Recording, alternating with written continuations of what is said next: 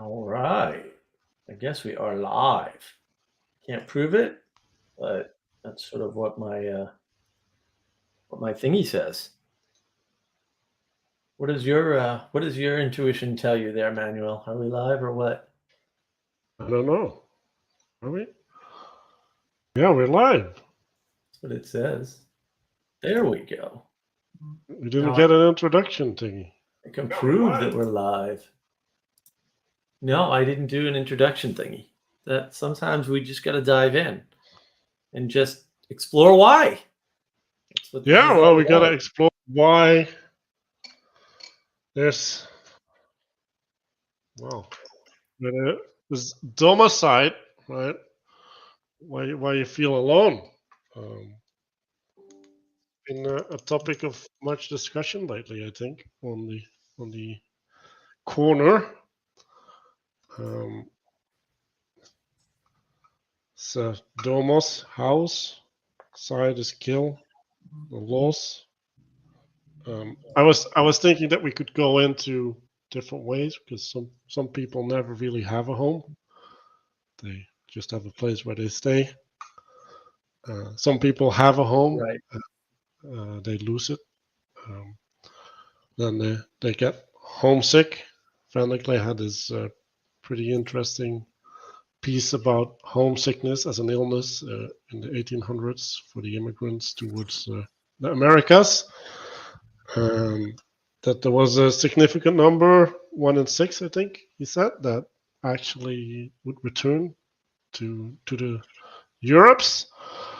So yeah, there's a there's this thing where you're bound to a place where you're born usually, uh, connected to a family that you're born into. It's connected to a culture that tells you who you are, who you could be, what is important, what is not important. Um, it's it's a sense of connectedness, right, that the home gives you.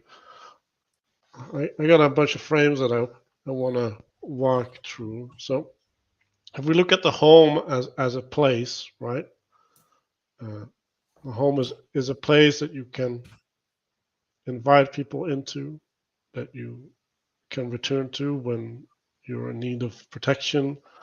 Uh, it provides you contrast to other places, right? Like it's a you other uh, aspect.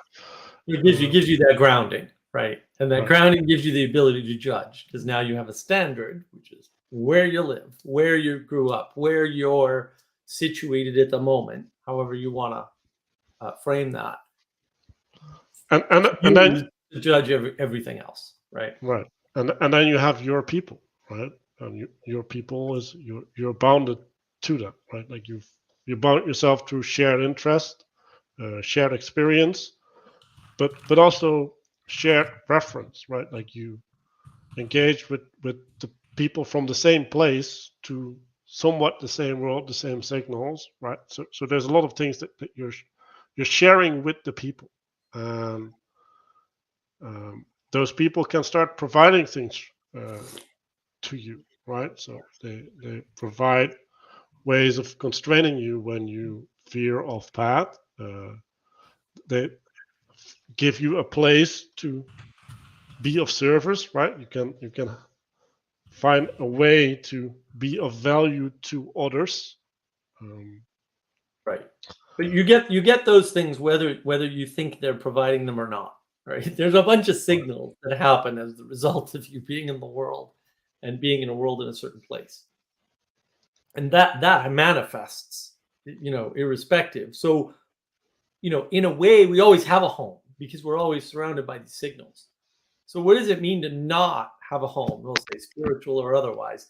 And I think that's more to the point. Is like if you don't feel connected to, embedded in, uh, cared for by the things around you, whether you were moving or not, then you have a sense of domicile. And I think you can do that to yourself. It's one of the few things that you actually have a great deal of control over, right? Is that sense of home. And that sense of home is mediated by your ability to manifest meaning with the things around you, right? And judge things. And that will happen as the result of you trying to do this thing that people often try to do, which is to try to become an individual. Like, you're not an individual. You've never been an individual. You're not going to be an individual. You were born into a world with a bunch of people upon which you rely to survive. That's always happened, right? From your birth, if you put a baby out in the wilderness, it dies immediately. It doesn't have to get eaten either. Like, babies can't feed themselves. So, as is the way with most creatures when they're born. And so you are born deeply embedded in, connected to um, a part of some kind of an ecosystem, right? And when you try to remove yourself from any ecosystem by trying to assert your individuality or whatever, you lose that. But you need that. It's not optional, and that's what Domicide's getting at. Is the parts. Look, you don't need everything that everybody tells you need, right? But you need certain things. When you remove the parts that are needed, whatever those parts happen to be, and they might be different for different people, for all I know, right? That's your sense of Domicide. And that's what slides you into nihilism, because now you don't have a historical grounding. You don't have something in the moment that can, that can hold you. And part of the reason this came up for me today, I went to my entrepreneur meetings on Wednesdays. We have entrepreneur meetings in Columbia, South Carolina. And it's great, little entrepreneurs and wannabe entrepreneurs and people who are interested in entrepreneurship get together. And it's mostly a tech thing, but not entirely. And almost nobody was there today. It's, getting close to the long weekend, right? And to the couple, this couple walked in, and they've been to every meeting, I think. And because when I walked in, everybody went, "Oh, look, we've doubled the size of the group," even though there were like 5 or 6 people there. So they walked in, and I said, "Uh-oh, we had a nice quiet thing going on, and look at this," right? And they laughed, right? Everybody knew it was funny. I've known them for a few months now, since I've been coming. Later on, we were talking about, well, what is it that I'm doing, say, on navigating patterns on my YouTube channel? And I was talking about the meaning crisis. Can you give me a definition of the meaning crisis? I was like, yes, meaning is that you co-manifest with reality, right? With the things around you, things outside you, to create more reality, basically. And the example I gave was, around the intimacy crisis, right? You lose intimacy because you're trying to be too much of an individual, right? And what happens is you remove yourself from the ability to create meaning, and you fall into nihilism. And a lot of people do this. They fall into nihilism just because they're rejecting all of the connections that people are trying to make with them in the world. And that's the problem with individualism. It's like, well, what makes you not a part of things? What part of you is unique to the things that you have to be a part of? You have to be a part of the world around you, right? You're taking up space, you're using up oxygen and water, you're eating food. Like, where do those boundaries, and I talked about boundaries before on a live stream, right? Begin and end. And that's the problem, is that people are trying to be apart from others, but you can't. It's not even healthy for you. Everybody will say, "Well, I'm an individual," but then they want to feel love. It's like, well, guess what? That's there's probably plenty of love to be felt if you weren't trying to be an individual so hard, right? And where are those lines? Where do those lines begin and end? Because the thing with intimacy, with re-enchanting, we'll say intimacy, is you have to have a place to fit in, to belong, to be a part of. If you're busy saying, "I'm apart from everything else because I'm an individual," and therefore you're destroying that. And the difference is, let's suppose two new people had randomly walked in to the entrepreneur meeting, and I made that remark. It wouldn't have gone well, and it shouldn't have, right? It's an inappropriate remark, but because it's people that I know, I understand their sense of humor. I know how they operate, right? And they feel at home on Wednesday mornings going to the entrepreneur meeting because that's one of the things that they do on a regular basis. And they do it with us. Like a meeting, by definition, isn't an individual act, right? It's an act of engagement with others. It's anti-individualistic in a very strong sense. And that's part of the domicide problem.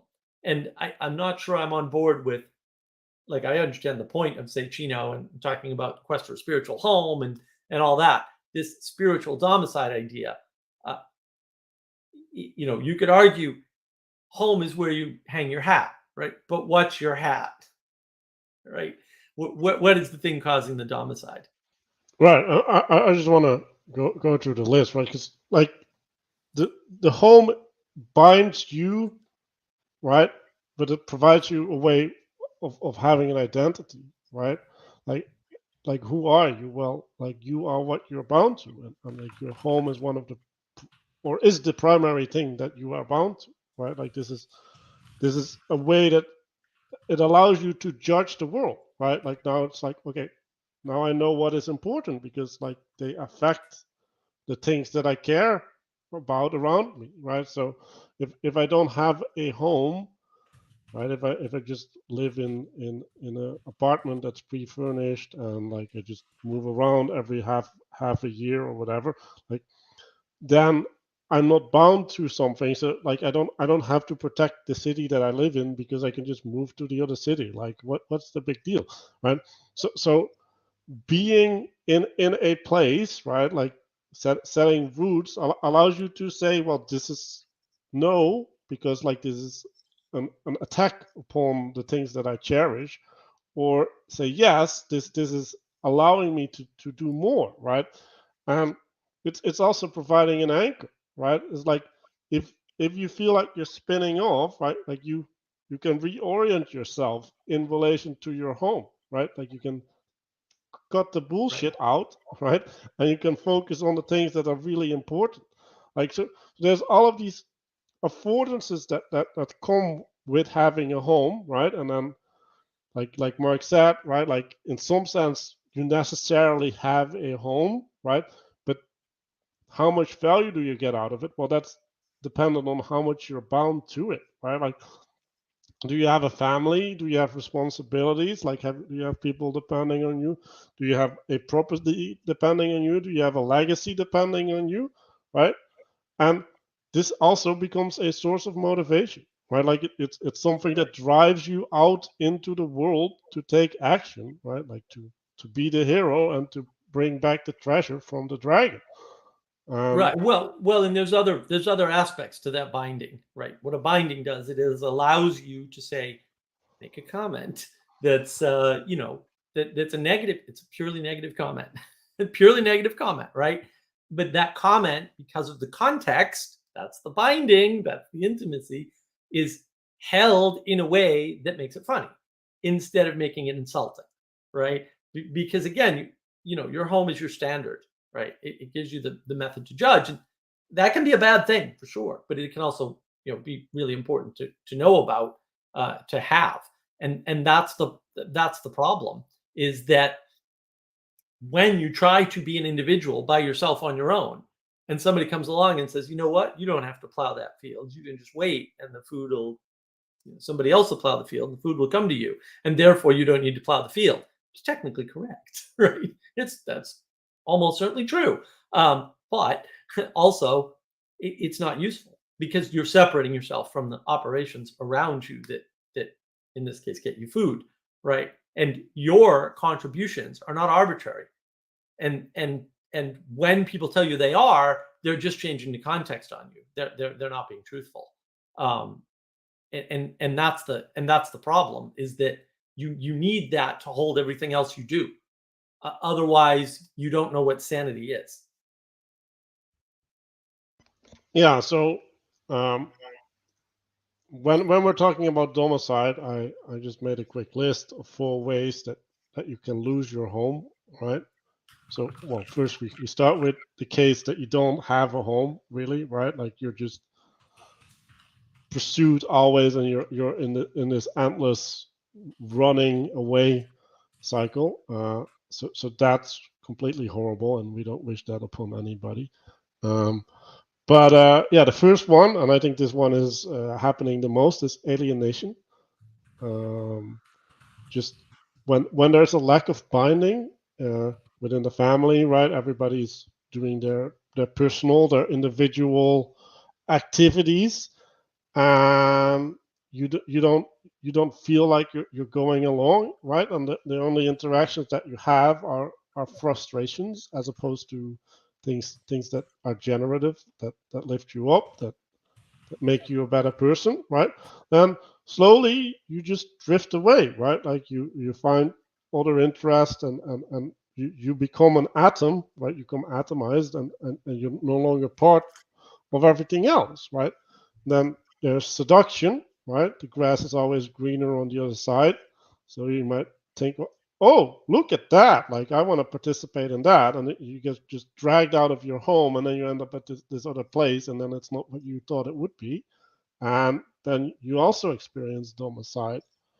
And then you can have resentment, right? You can resent your parents, or your family, or even your nation for a lot of things, and then you can refuse to bind yourself to the thing that is willing to have you, right? The home that's willing to have you, and you're in active rebellion, right? You're living in a way where you're facing away from the home, and even though it's there for you, you're unable to participate with it, right? And And that is a way. yeah, you're identifying against. Like, you're not saying like I am the thing that has this other home. You're saying I am the thing that is not in this home. Those are very different things, right? Are you running away, or are you running towards? And most people are running away believing they're running towards, right? But when you inspect, what are you running towards? There's no answer there. And that's, that's the individualism, right? That's the danger, because you're removing yourself from the web that keeps you sane, that holds you together, that, right? And I'm not saying in all cases you need to stay where you were born, or anything crazy, right? And I think that's what the spiritual home gets at, is that what is the web that you are embedded in that helps you to orient in the world, that helps you to stay sane, that helps you to know when it's time to leave home and when it's time to go back to home. Because sometimes you should never leave home. Sometimes you should leave home and come back. Like, you need to. Like, and that's different for everybody. It's not a universal answer. People get very stuck on well, everybody needs to take a year off before college. No, some people don't. That's just not true. Right? And maybe most people should. I don't know the answer to that, but it's not everyone. Right? And we've got to avoid that. And some people are fine on the road because they're spiritually at home where they're at. That's home, is where you hang your hat. Some people cannot do that. Cannot. All right. And it's hard to know from the outside, without, really knowing the person, where that line is for, whether or not that person's able. And like, there's things that work on different time scales, right? So you might be hanging your hat somewhere, and you're like completely fine, but then after a year, or maybe like 5 years, you end up figuring out, no, there's something lacking, and I've grown into this person that I resent, right? Like, I resent what I've become as a consequence of me not participating in the world in a certain way, and because it's really difficult to notice a lack of something, right? Like, how do you know that you're not getting a thing that you're not paying attention to? Well, yeah, like, that's impossible. And then, yeah, like, it slowly changes you. And so in some sense, right, like, the home also needs to take care to in, interface with you on all these levels that you have needs, right? Like, there's a, a responsibility, like, that's part of the binding, that is supposed to, uh, at least, even if they can't fulfill those needs, notice them so that you can get a way to fulfill them. um, Right. Well, and it is noticing, right? You can't notice things without contrast. And the home that you're in, whether it be spiritual or material, is important to that. What is it that you're noticing, right? Because if you're not noticing the beauty of the caterpillar changing into the butterfly, or you're not noticing how the flowers seem to bloom on their own, and sometimes at different times, even though they're the same flower from the same plant. Um, you're missing a part of the world. Look, you can say, look, we're always missing parts of the world. Yeah, fair enough. But is that the part of the world you want to miss? Or do you want to attend to the miracles around you? Do you want to attend to the things that give you an appreciation for being alive, being grounded, right? And it's very much going to bleed into what I believe. I believe that there's going to be a live stream on Friday, although without my assistance, on gratitude, right? It's what allows you to be grateful. Well, I would argue that's your home. Your home allows you to be grateful for everything, basically, because again, it provides that baseline of contrast for you. Well, and it is the place where you hold things, right? Like if you have attained something, right? Like to have it have some sort of permanence, you need to give it a place, right? And Right. even if it's a spiritual thing, right? Like, oh yeah, remember that holiday, right? Like the remembering the holiday with the people that you went on holiday with is giving it a place. And if you don't have those people to remember it with, like what it means to you will change. Like and the way that you value things and the way that life has meaning to you will literally change because it's now going to be reduced to the individualistic aspect again, right? And I've been noticing how attending to the same thing in community and being aware that you're attending to the same thing uh, is adding something to your experience, or at least can add something to your experience. Um, and so yeah, like you need to have that, and you need to have people around you who are willing to do that with you and capable, right? Because it's not easy. You can't just like do a pickup group like in a computer game and go, oh, let's all attend to the boss fight. Like if you've ever seen a pickup group in a computer game do a boss fight together, like everybody has their own idea of what needs to happen, right? And sometimes like people are doing the complete opposite of each other, even though they're Right. in the same arena. Right. Well, and that's why games pretty quickly, all the multiplayer games develop clans almost immediately. Right. They all start out with, no, we don't need clans. Clans are too political, which, fundamentally, yes, you're inventing tribes. And so they're fundamentally political, or can be thought of in political frames.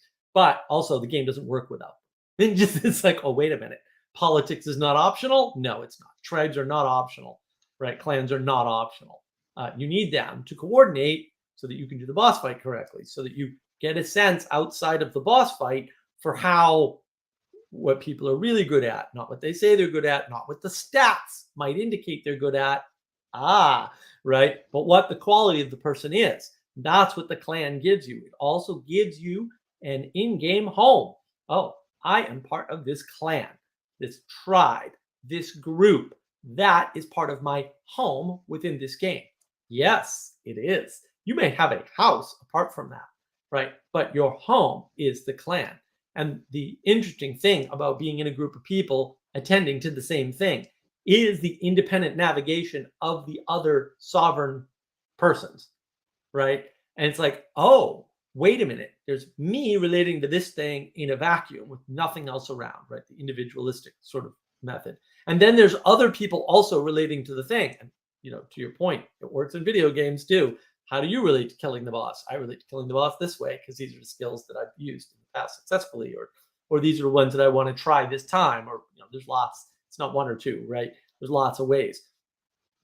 Life works the same way, right? Obviously, these are just little versions of life. They're not bigger than, they're smaller than, right? And so seeing other people approach whatever it is, what they think of ghosts, how they approach funerals, what they do in their prayer and contemplation, how they meditate. All of these things are important to see, especially if you're involved. That's why I don't particularly care for this bizarre and almost certainly contradictory concept of participant observer.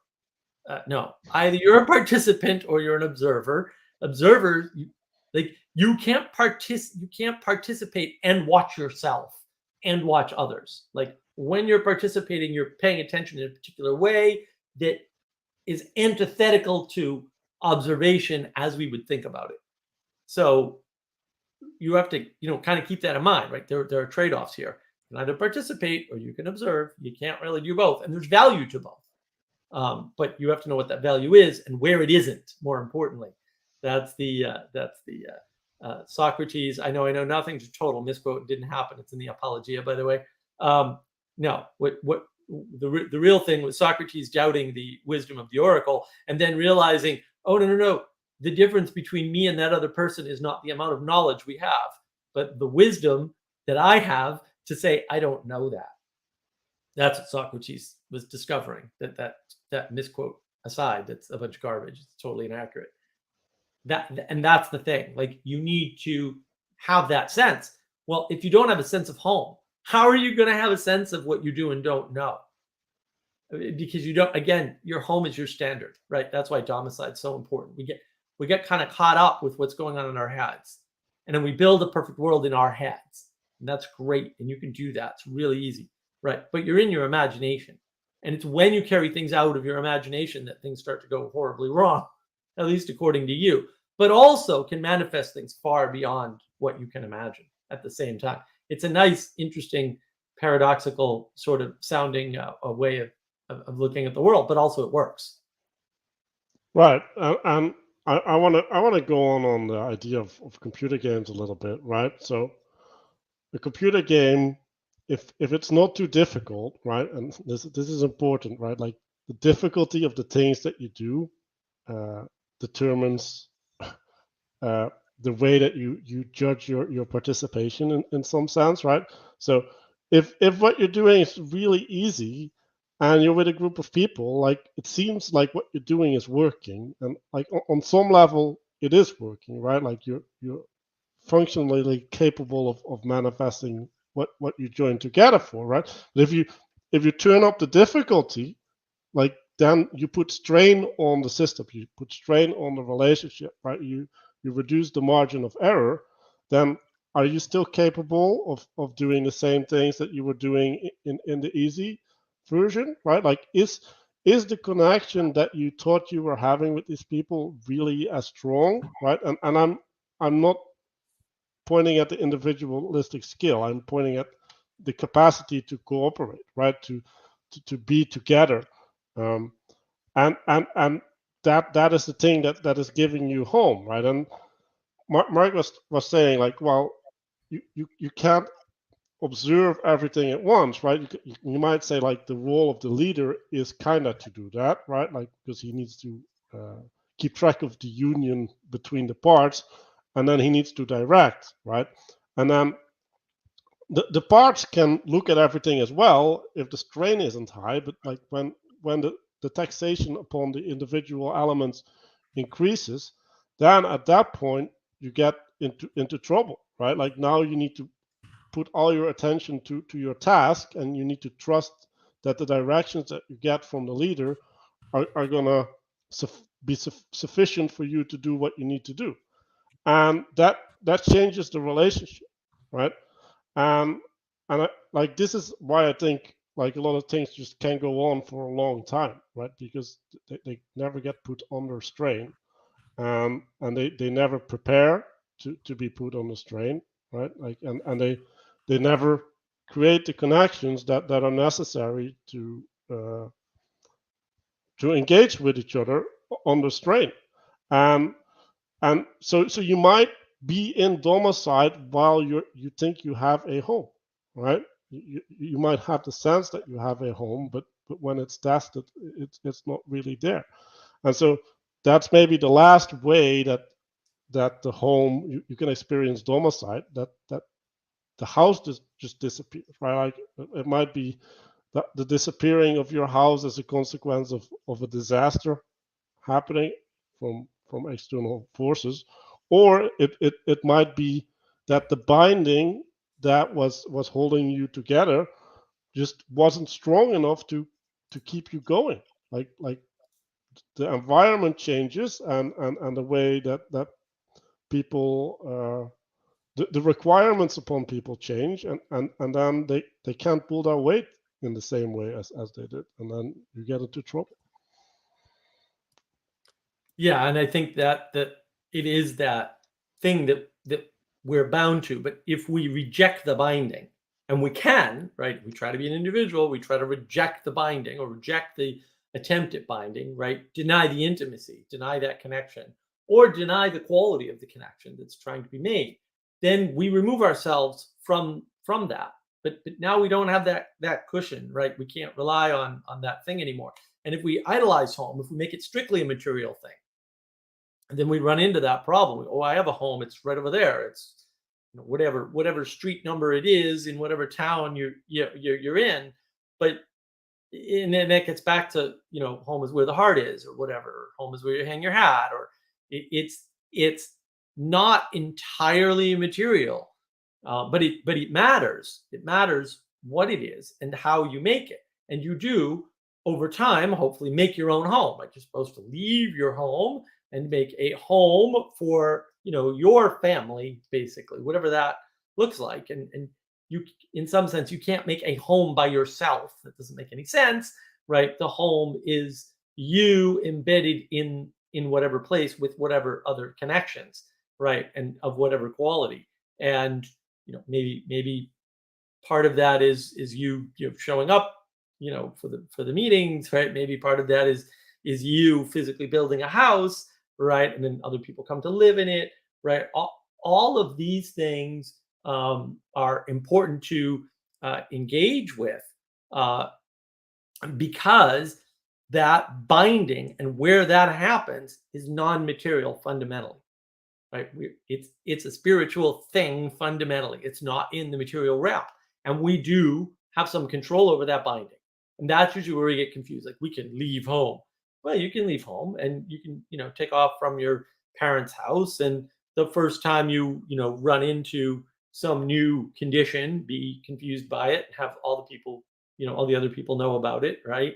You kind of hear these stories about people encountering things for the first time and not knowing how to deal with them, right? Everyone's like, "Whoa, why don't you know that?" Right? Well, I didn't grow up that way, and that goes from outhouses all the way to ordering pizza, right? All the way to but what do you do to buy a newspaper on the street? Right? Most people don't know how to buy newspapers on the street because we haven't had to in the U.S. in quite some time. Or how do you relate to authority? Right, that's a big one. Like that, Right. there's a reverence that you need to show, and like that's different in different countries, right? Like, and in Western countries, like authority has kind of evaporated, right? Like we don't treat authority figures with the due respect anymore, and then yeah, like how do you relate to a person who still is in an authority position to you, right? While they don't have the rituals around the authority anymore, and going from that to a more authoritarian society is difficult, but the other way around is also difficult as well, because like now there's no rules. Like, how do you relate to a no rule situation? Like, that's even harder. And I I yesterday or the day before yesterday we were talking on the Discord a little bit about, well, what do people do when they are in domicile, right? Because now they're looking for a home. And the problem, like if you had a home, right, like a good home, and you are looking for a new home, that's not too much of a problem because you kind of know what it's like. You know what you're looking for. But if you had a broken home and you're looking for a home, that can be really problematic, right? So Yeah. um, part of home is being at peace, right? So in order to establish a safe space, like people resort to white knighting people, for people, right? So to white knight is to come in as the knight on the shining horse to protect whatever person is in need, right? And now you create this area around that person, right, where you allow that person to relate to you, to have a connection to you, right? And who's the person that's going to have a connection with you? It's going to be the victim, right? So now you're establishing two roles, and they're looking for intimacy, right? Because that's the thing that we haven't really talked about, right? Like the home is that which provides the means for an intimate connection, right? So they're trying to establish an intimate connection through participating in roles, but the roles, they facilitate the idea of an intimate connection, right? Like so it kind of looks like the knight and the person saved are in this relationship that is really intimate. But if you never cultivated the skills of being in an intimate relationship, that's role playing. And we've been talking a lot about people feeling that people are role playing, that they're NPCs acting out a script, right? So that's the situation where you get into that. Yeah. When you don't have intimacy, that's when things seem like kayfabe or NPC or whatever, right? They're just doing something. They don't have any connection to what they're doing. And so, like, look, if you watch wrestling, I tweeted about this last week. If you watch wrestling and you think, well, they're just, this is kayfabe. Okay, no, it's not. You're wrong. So what's going on, right? That means you didn't go and experience wrestling, right? Because the people who go to wrestling, if you go up to them and you go, that's fake, right? They think you're crazy. The reason why they think you're crazy is because your idea of fake is wrong, actually wrong. Like, they know that it's a story being played out on a stage. They're well aware of this. Every person who goes to wrestling knows this. And the purpose of wrestling, WWE in particular, or whatever they're calling it nowadays, because they keep changing that corporate name, it's a children's play. That's what it is. It's a children's moral play. That everybody that goes to wrestling knows this. And that's not, look, adults can appreciate children's stories, right? And maybe they should. Maybe they should do that more, in fact, right? And the fact that you, who is not involved, who is not a participant, think that it's kayfabe means you're broken. That's a you problem. That's you separating yourself from those people, right? You're denying the intimacy. And look, if you try to force intimacy, right, on the other side of the ledger, like you white knight for someone, and they don't want that. They don't want to be connected with you because you're creepy or they don't know you or whatever. Now you have two victims, right? Because you're saving somebody from something, and then they're rejecting it. Now they're not even saved, and now they're victimizing you, and it's a mess. And we sense that, but what we're really sensing is the loss of intimacy. We just don't characterize it that way because we have video games, so we're going to use NPC, or we have this kayfabe term, so we're going to use it. It's just your lack of participation, of intimate connection with something, does not mean that it is fake. It means that you're an idiot. That's what it means. Because people are participating with things and acting as if they're real. And maybe if you act as if something's real, it becomes somewhat real. And that would be a problem if a bunch of people were acting out something that, say, wasn't long lasting and couldn't continue on its own. So if, for example, you were one of these evolution believers, and look, I'm a big evolution believer. I think evolution is true. Okay. I think it's a real process that actually works. But if you engage in the evolutionary process in a way that doesn't allow for children to occur, right, or the continuation, direct continuation of your line, ain't gonna work. It'll work for a while. You can participate, and you know what? You can have a generation participate in it. That generation dies out, and then another generation comes up, and they can try to participate in it. Right? Hopefully, that number's low. Look, you can do the experiment on the computer. I've actually done it more than once, by the way, but whatever. Dawkins did it too, to some extent, although I think he missed a few things. If that number is under 10%, the population will be fine with 10% of the population in rejection of its own ability to procreate. Population will be just fine. It's normal and healthy to have under 10% rejecting. Once it gets over that number, however, then all kinds of strange things happen in the population in terms of narrowing and all, right? That's because we co-manifest reality. Reality isn't some fixed thing to which we're conforming. And that's what Domicide helps us with. It's like, oh, no. Here's the standard that we use to create intimate quality relationships with nature, with ourselves, with others, right? Or maybe with the ineffable, however you conceive that. That standard, that historical grounding is important. We can change some of it to some extent. We can say, all right, I'm not going to be like my father, or all right, I'm not going to get divorced like my parents, or all right, I'm not going to be constrained by this small town that's got one coal mine and that's the only business. Like, I'm not going to do that. Well, fine, fair enough. You're still using that old standard to create a new world, right? To manifest a new form of reality for those people that you are placing in your new family. And how connected you stay to your other family, your original family, or however you want to conceive of it, is a different question. And none of this gets easier. Like, not trying to solve a problem, just trying to point your attention at the right areas for trade-off and judgment and discernment, right? Yeah, and so when we're talking about reality, what is real, right? When these people are participating in the wrestling match, um, they are tuning in to an aspect that is real to them, right?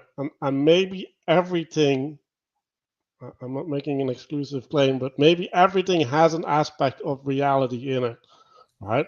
And it's up to us to tune in to that part of what we're participating in. And so if we point that idea at domicide, right, like that would imply that we're experiencing domicide because we're not connecting to the right things that are around us, right? Like, and if we would be connecting in a different way, we would not be experiencing the domicide, right? So then the job would be to find the means of connecting to what is provided to you, right? And in some sense, this has to be true because humans have lived like almost everywhere on the planet in whatever conditions there are there, and they have made homes, right? Like, they have built families and started legacies in the strangest places that, like, I would die if you put me there right now. So so it's important to realize that, and it's like, okay, well, what does that ask of us? Well, that means that we're gonna have to find a way to become intimate with what is provided to us, right? And what is the aspect that we need to get intimate with? Well, the thing that's real, right? And we can go on about what's real for a long time, but in some sense, what is real is what we are connected to, right? Like, the intimacy of the connection is the thing that provides the reality to us, right? And, like, if we're trying to be intimate with something we can't be intimate with, then, like, that's not going to work, right? So Or long term, right? right, long term, yeah. Time is always a factor. Like, anybody That can be is true. infatuated and be in love for 3 months. Anybody, right? But that doesn't mean that's the right person for you for a year or 3 years or 10 years, the rest of your life.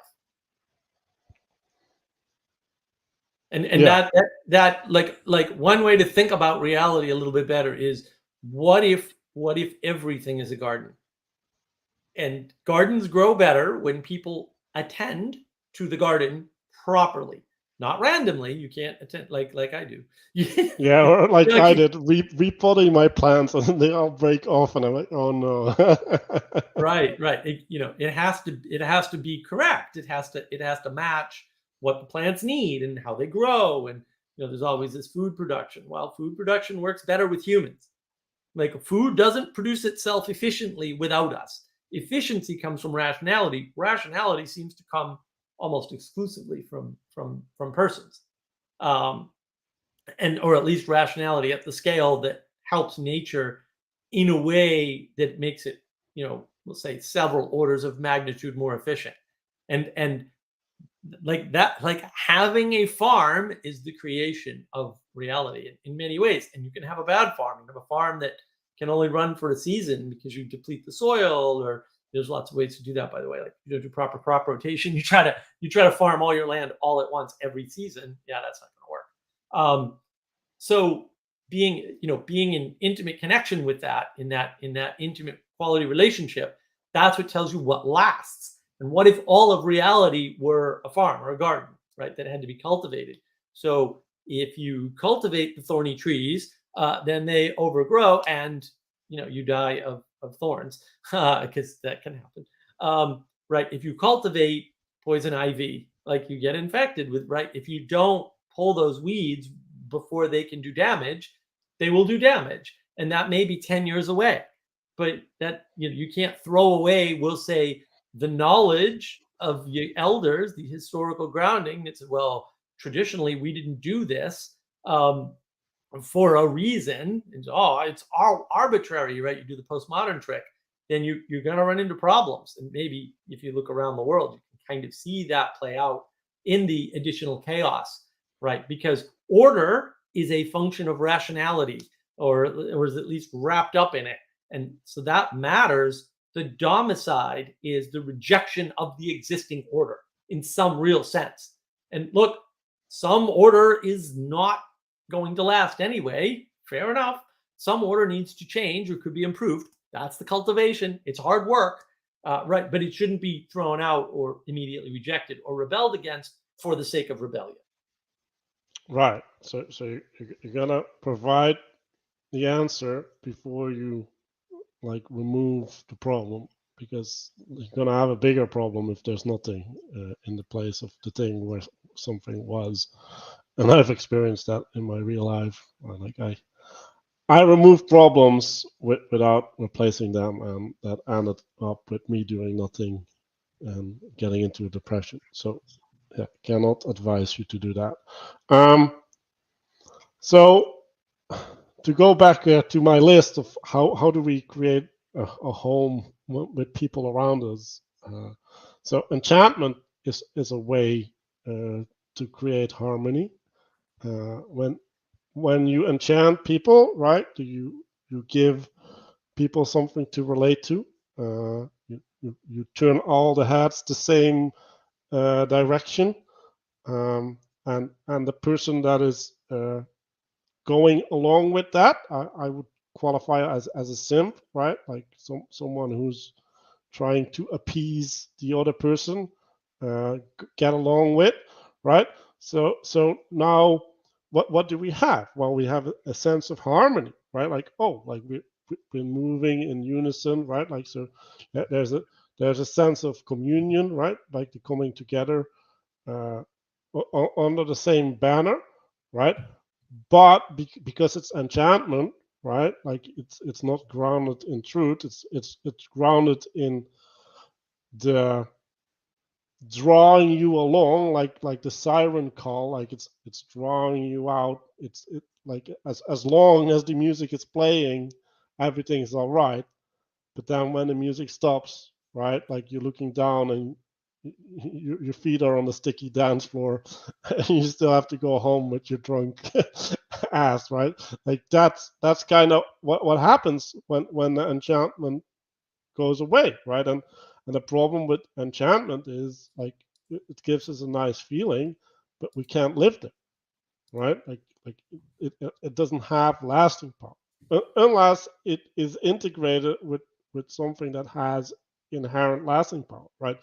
And so if you enchant your garden, but you're actually doing the gardening, or like putting the things in the right place with the sun and doing the watering, and you dress it up nice, like that's proper enchantment, right? Like that's actually the creation of a home in some profound sense, where you're increasing the connection to the things that you're already connected to, right? You're creating a story around your participation, um, and that is the thing that provides meaning, but that also is provides a binding between people that maybe have a different relationship to the tree, right?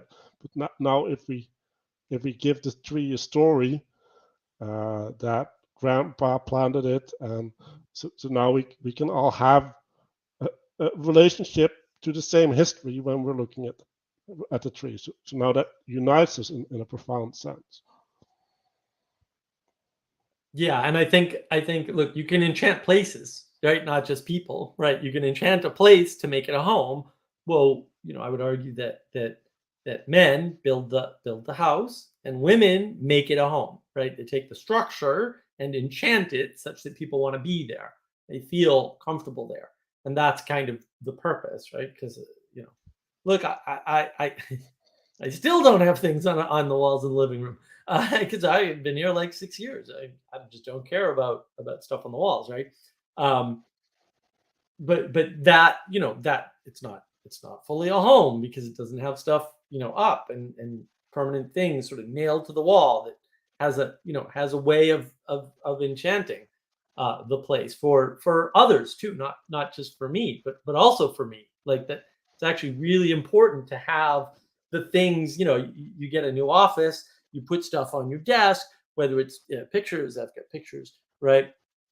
Or it's little toys. I've got tons of little toys on my desk, right? Or whatever it is, right? The things that make your desk yours, and not just another desk in a row of desks or in a cubicle or in an office like all the other offices, right? And that's part of enchantment. And we're enchanted by different things, and how much it captures us is how grounded we feel in the space, right? And maybe we should feel grounded. Like at some point, that's kind of important to address. Like, what's a proper level of enchantment? What happens when the enchantment turns all wrong? So one example is if you're in a relationship, those first 3 months, right?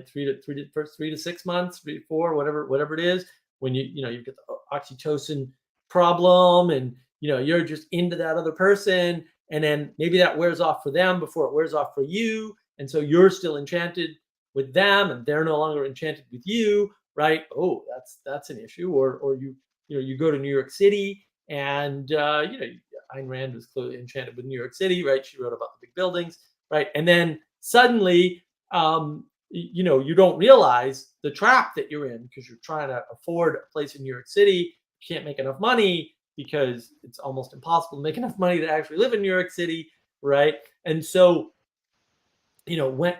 when's it healthy, when's it unhealthy? Because enchantment can be a wonderful thing. You enchant your home, it feels more comfortable for you, or you enchant your house rather, right? It feels more comfortable, becomes a home, right? It really helps with that sense of domicile. On the other hand, yeah, you can be trapped by the enchantment for far too long, and then when's it time to leave?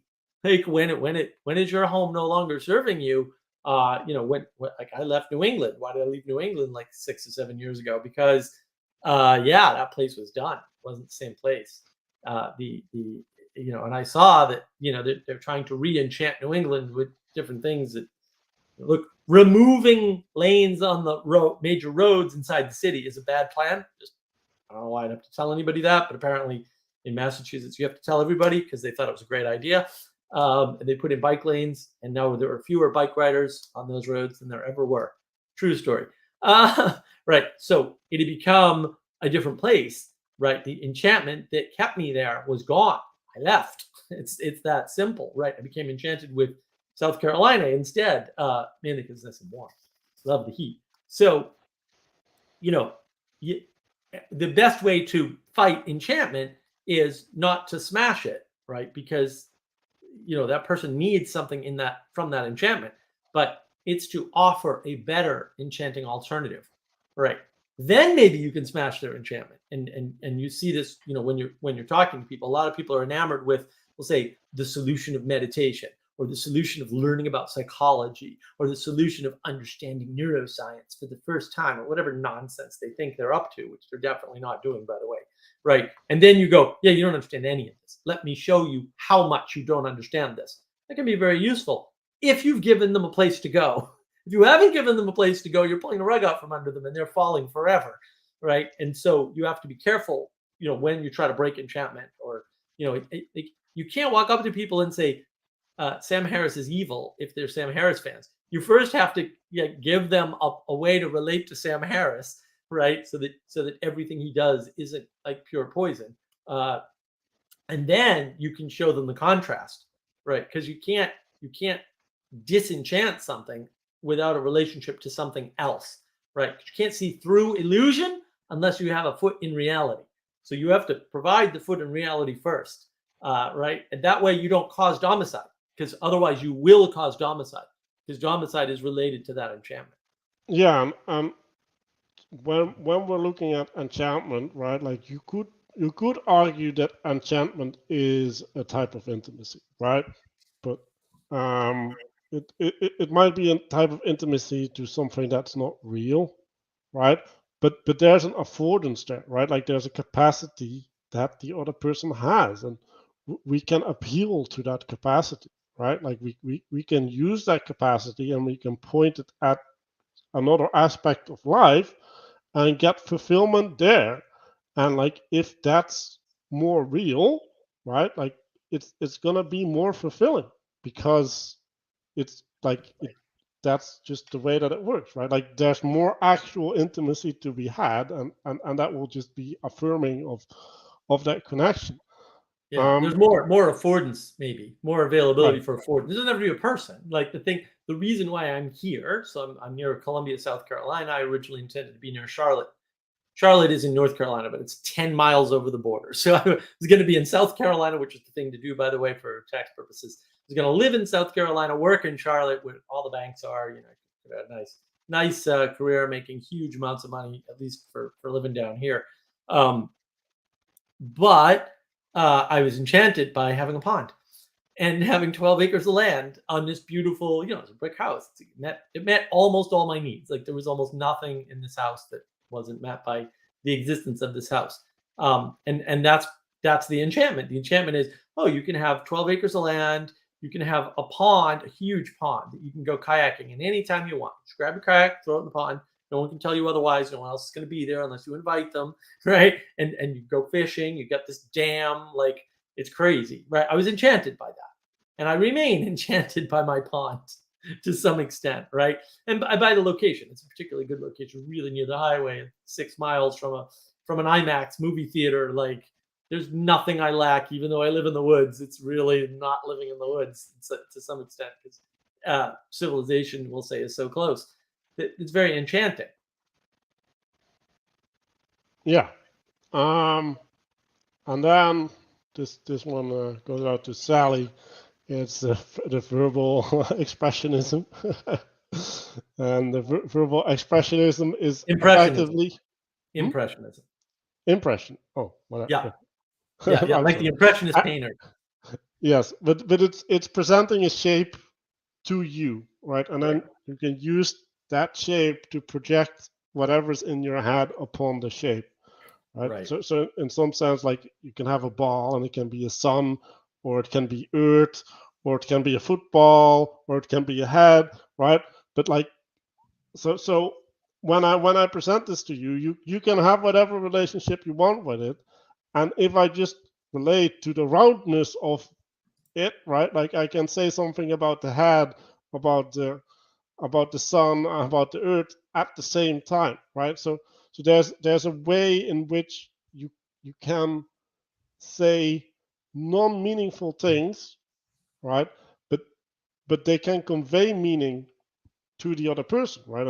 And what is the other person? Like that's, well, I identify that as a narcissist, right? So someone who wants to have the world in their image, right? And then someone is providing images for them to project upon, right?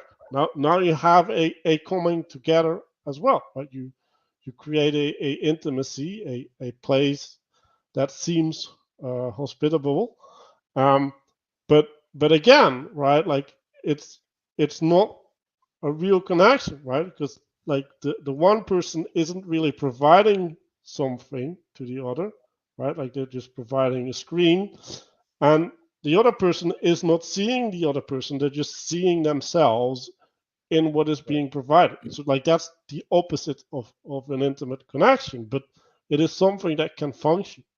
Like it's a it projection, right? And it's not a participation. So the real fight in the world is between projection and participation. Can I participate in this, or is it just a projection? And who's projecting what? Because maybe I'm projecting, maybe the other person's projecting, but it doesn't matter, or right? both. And projection isn't bad, right? Because it's not optional. Like, you've got to project a prediction of the future in order to manifest something in the future. Like, you have to believe you can touch a wall, or you can't touch the wall. It's technically true, right? You have to be able to do that, but at a certain point, it needs to change into a level of participation, or it doesn't work. And look, you can argue that, look, I have all these ideas and I try to manifest them, they don't manifest, so they're all bad projections. Yeah, maybe. And maybe most of your projections will never manifest and never be be able to be participated with you or others, right? Maybe that's possible, but that doesn't matter. What matters is whether or not you participate in it. This is where the pragmatism comes in really handy. It's like, can I participate, and how? Because maybe other people can participate, but not me. And I'm okay with that. Like, I don't have to participate in everything. I don't play every game. It's not necessary. I'm not gonna be a basketball star. It's not gonna happen. I'm not gonna be a baseball star. It's not gonna happen. Right? That's okay. Like, I'm not bothered by that. I have other skills. Right? So I'm good. I'm totally good. So yeah, I think it's important, like how these, you can see that these relationships, right, and I guess these poles, right, like these things that can commune in some sense, right, they can give the sense of a home, right, and they can function for extended periods of time, especially if you spend that time separated, right? If you spend a lot of time separated, then the actual friction never manifests, and like both parties will separate with a good feeling afterwards, because they both got what they needed from the interaction, right? And this is the sad part, right? Like, John Vervaeke talks about his circling event, and how people get really emotional from the idea that, like, they've never had communion like that, like a level of intimacy with like that with other people, and they literally thought that was impossible, right? So now, first of all, that's probably also an enchantment, right? Like, there's a level of enchantment there because it's a new experience, and you just don't have means to judge. But it's also saying something, right? Like, there is a lack, right? Like, there is a capacity for intimacy that is at least invoked in that person, and they're sorely needing that, right? And the implication there is that we don't have these things in society, right? And like, the Estuary Project is trying to provide means to provide that to people. But, well, yeah, we've been talking about this a lot. Like, what is the thing that you want to provide, right? Like, because you want to provide a spiritual home, right? You want to create a spiritual family or a fellowship, right? A group of people that are pointing the same way. But in order to have that, right, like, in order to have that body, there needs to be a binding, and yeah, there needs to be all these prerequisites. And I and Mark have been going over that for like over a year now, trying to figure that stuff out. Yeah. Well, and it's hard too, because what those people are actually seeing, ultimately, is they're just seeing that the level of distress or problems in their life is not unique to them. And in some cases, the problems aren't unique. When we look out in the world right now, a lot of what we're seeing is wrapped up and caught up in in this whole idea of what the ideal family looks like, what an ideal job looks like, right? And from TV, from movies, from from whatever, basically. So we see that as a signal, and we go, aha, and then we think, like, well, how far off of that am I? But we're not talking to each other and realizing, like, oh yeah, we all have terrible parents. They all screwed up because parents do, because they're people. It turns out they're people, and people screw up. Like, that's like, if you want to have something in common with everyone else, screwing up. Like, I'm done. You don't need anything else. We all screw up all kinds of things all the time. Right? Parents don't know how to be parents. Like, you don't reach some milestone, like get a PhD in parenting. Like, no, I got a PhD in screwing up. Does that count? I have a major and a minor in screwing up. I screw up majorly and minorly all the time. So there, yeah, and that's the problem is that where you get in these groups of people and you find out, oh, your father was mean to you too, and your mother did that to you too, and your siblings fought with you too, and yeah, whatever it is, right? And oh, my brother's struggling with drug addiction, and you're like, oh, you're the only one in your family who's not drug addicted. It's like, wow, I don't feel so bad anymore. That's what they're relating to. They're relating to the grittiness of reality, of life. And they're going, wow, right? And this is part of that recession that we have, like, especially of let's say, the church, right? Like, everyone's withdrawing, we'll say, and Sally Joe calls this gray testimony, they're withdrawing their gritty sort of struggle, right? And replacing it with nothing but a positive, idyllic symbol. This is based on B.F. Skinner's work. He did more damage. B.F. Skinner did a lot of great work in psychology, and then he did this one terrible thing, which is this idea that positive only reinforcement is a thing that you can do and that is good, even though anybody that thinks about it for 10 seconds and understands even a little bit of tiny piece of evolutionary development would understand that no, negative signals are far more important than positive ones. Because negative things kill you. Positive things don't necessarily make you live longer. But negative things make you live shorter, right? And so it's obvious that positive reinforcement only ends in catastrophe. He did a couple of experiments. His son did an experiment. Lots of people have tried to emulate this since I think he started that in the 60s. Interestingly enough, and it just doesn't work. Like, it just doesn't. We know why it doesn't work too, which is just amusing to me. We know exactly why it doesn't work, why it cannot work ever. But so we get this idea of positive reinforcement, and we're not giving each other enough. No, things are bad out there, and we all struggle. Yeah, and I think that's all related to validation, right? So, like, a lot of us are having a rough time, and we want to be validated, and then the question is, well, what is the means by which we're looking for validation, right? So Mark was talking about validation of experience, right? Like, oh yeah, you are going through something, and I'm also going through something. In some sense, right? Like, I think the right validation would be the validation of the struggle, right? Like, oh, what you're going through is rough, right? Like that's the way that I can validate it. But, like, am I gonna validate the way that you're describing your struggle? Because, like, now we're at a different level, right? Like is the way that you're engaging in your struggle valid? Like, I don't know, like, maybe, right? But that's way harder, right? And a lot of people, they come into the Discord, and they're looking for validation of their ideas, right? It's like, oh, I have this way of dealing with this, and, like, you should like it too, right? That's the kind of conversation that you end up having. And then there's also validation through identity, right? Like, so I heard a lot of people like, oh, I got this diagnosis of what my problem was, and now I feel a lot better, right? And it's like, well, yeah, you've just received intelligibility, right? You've received a way to, well, not really understand, but, like, Description.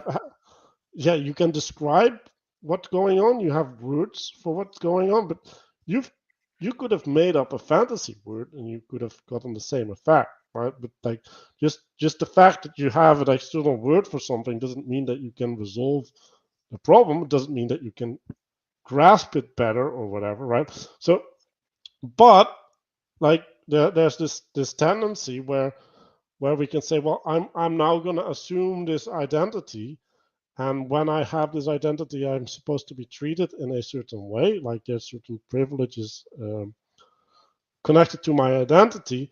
And then if you affirm my identity, like, I'm a screw up, and you affirm that I'm a screw up, then you're not going to judge me hard for being a screw up, and then I can feel good about myself, and like, I don't have to get frustrated. But at the same time, like you're not gonna provide the frustration that I need to grow to stop being a screw up, right? So there's this tension there, right? And so we should validate that it's rough to be a screw up, and that like that sucks to be like that, and that there's a struggle involved in there. But we should also pressure the people that are in the struggle to come out as shining diamonds on the other end, because like that's the proper way to engage in the struggle, to take the fruits from your labor there. Yeah, exactly. And I think that's when people feel far apart or try to separate themselves from everything else and say, "Well, I'm an individual, and no, I didn't grow up like you grew up." It's like, are you sure? Because and look, some people have wonderful parents, and their fathers are not tyrannical, and their mothers are not over loving or whatever. There's tons of archetypes there on both sides, right? Some people have really really good childhoods, right? But that doesn't mean that they don't have other struggles in common with most other people, and that's where we get confused. It's like the thing we have in common is struggle. It's not necessarily a struggle, and our a struggle we might have in common with several other people, but not everyone, right? And that's where we get confused, right? We don't really understand the difference between a specific type of struggle or a specific instance of struggle and the fact that everybody struggles as a generic sort of abstraction. Like we all have our struggles. I hate to use the example, but it's a good one. There are people out there whose most traumatic thing that ever happened to them was they stubbed their toe. I'm not exaggerating. She met somebody like this. It's just like, really? That's the most traumatic thing that you can recall in your memory from your life. And is it actually from their report? It was. And like, fair enough. We all have a most traumatic thing. But when you try to measure it against an objective material reality and say, well, stubbing your toe is not the same as having a father that beats you, it's like, but it is their most traumatic thing. It's still the thing that created your trauma. So it's like, this is why I don't like the trauma framing. It's like, everybody has trauma.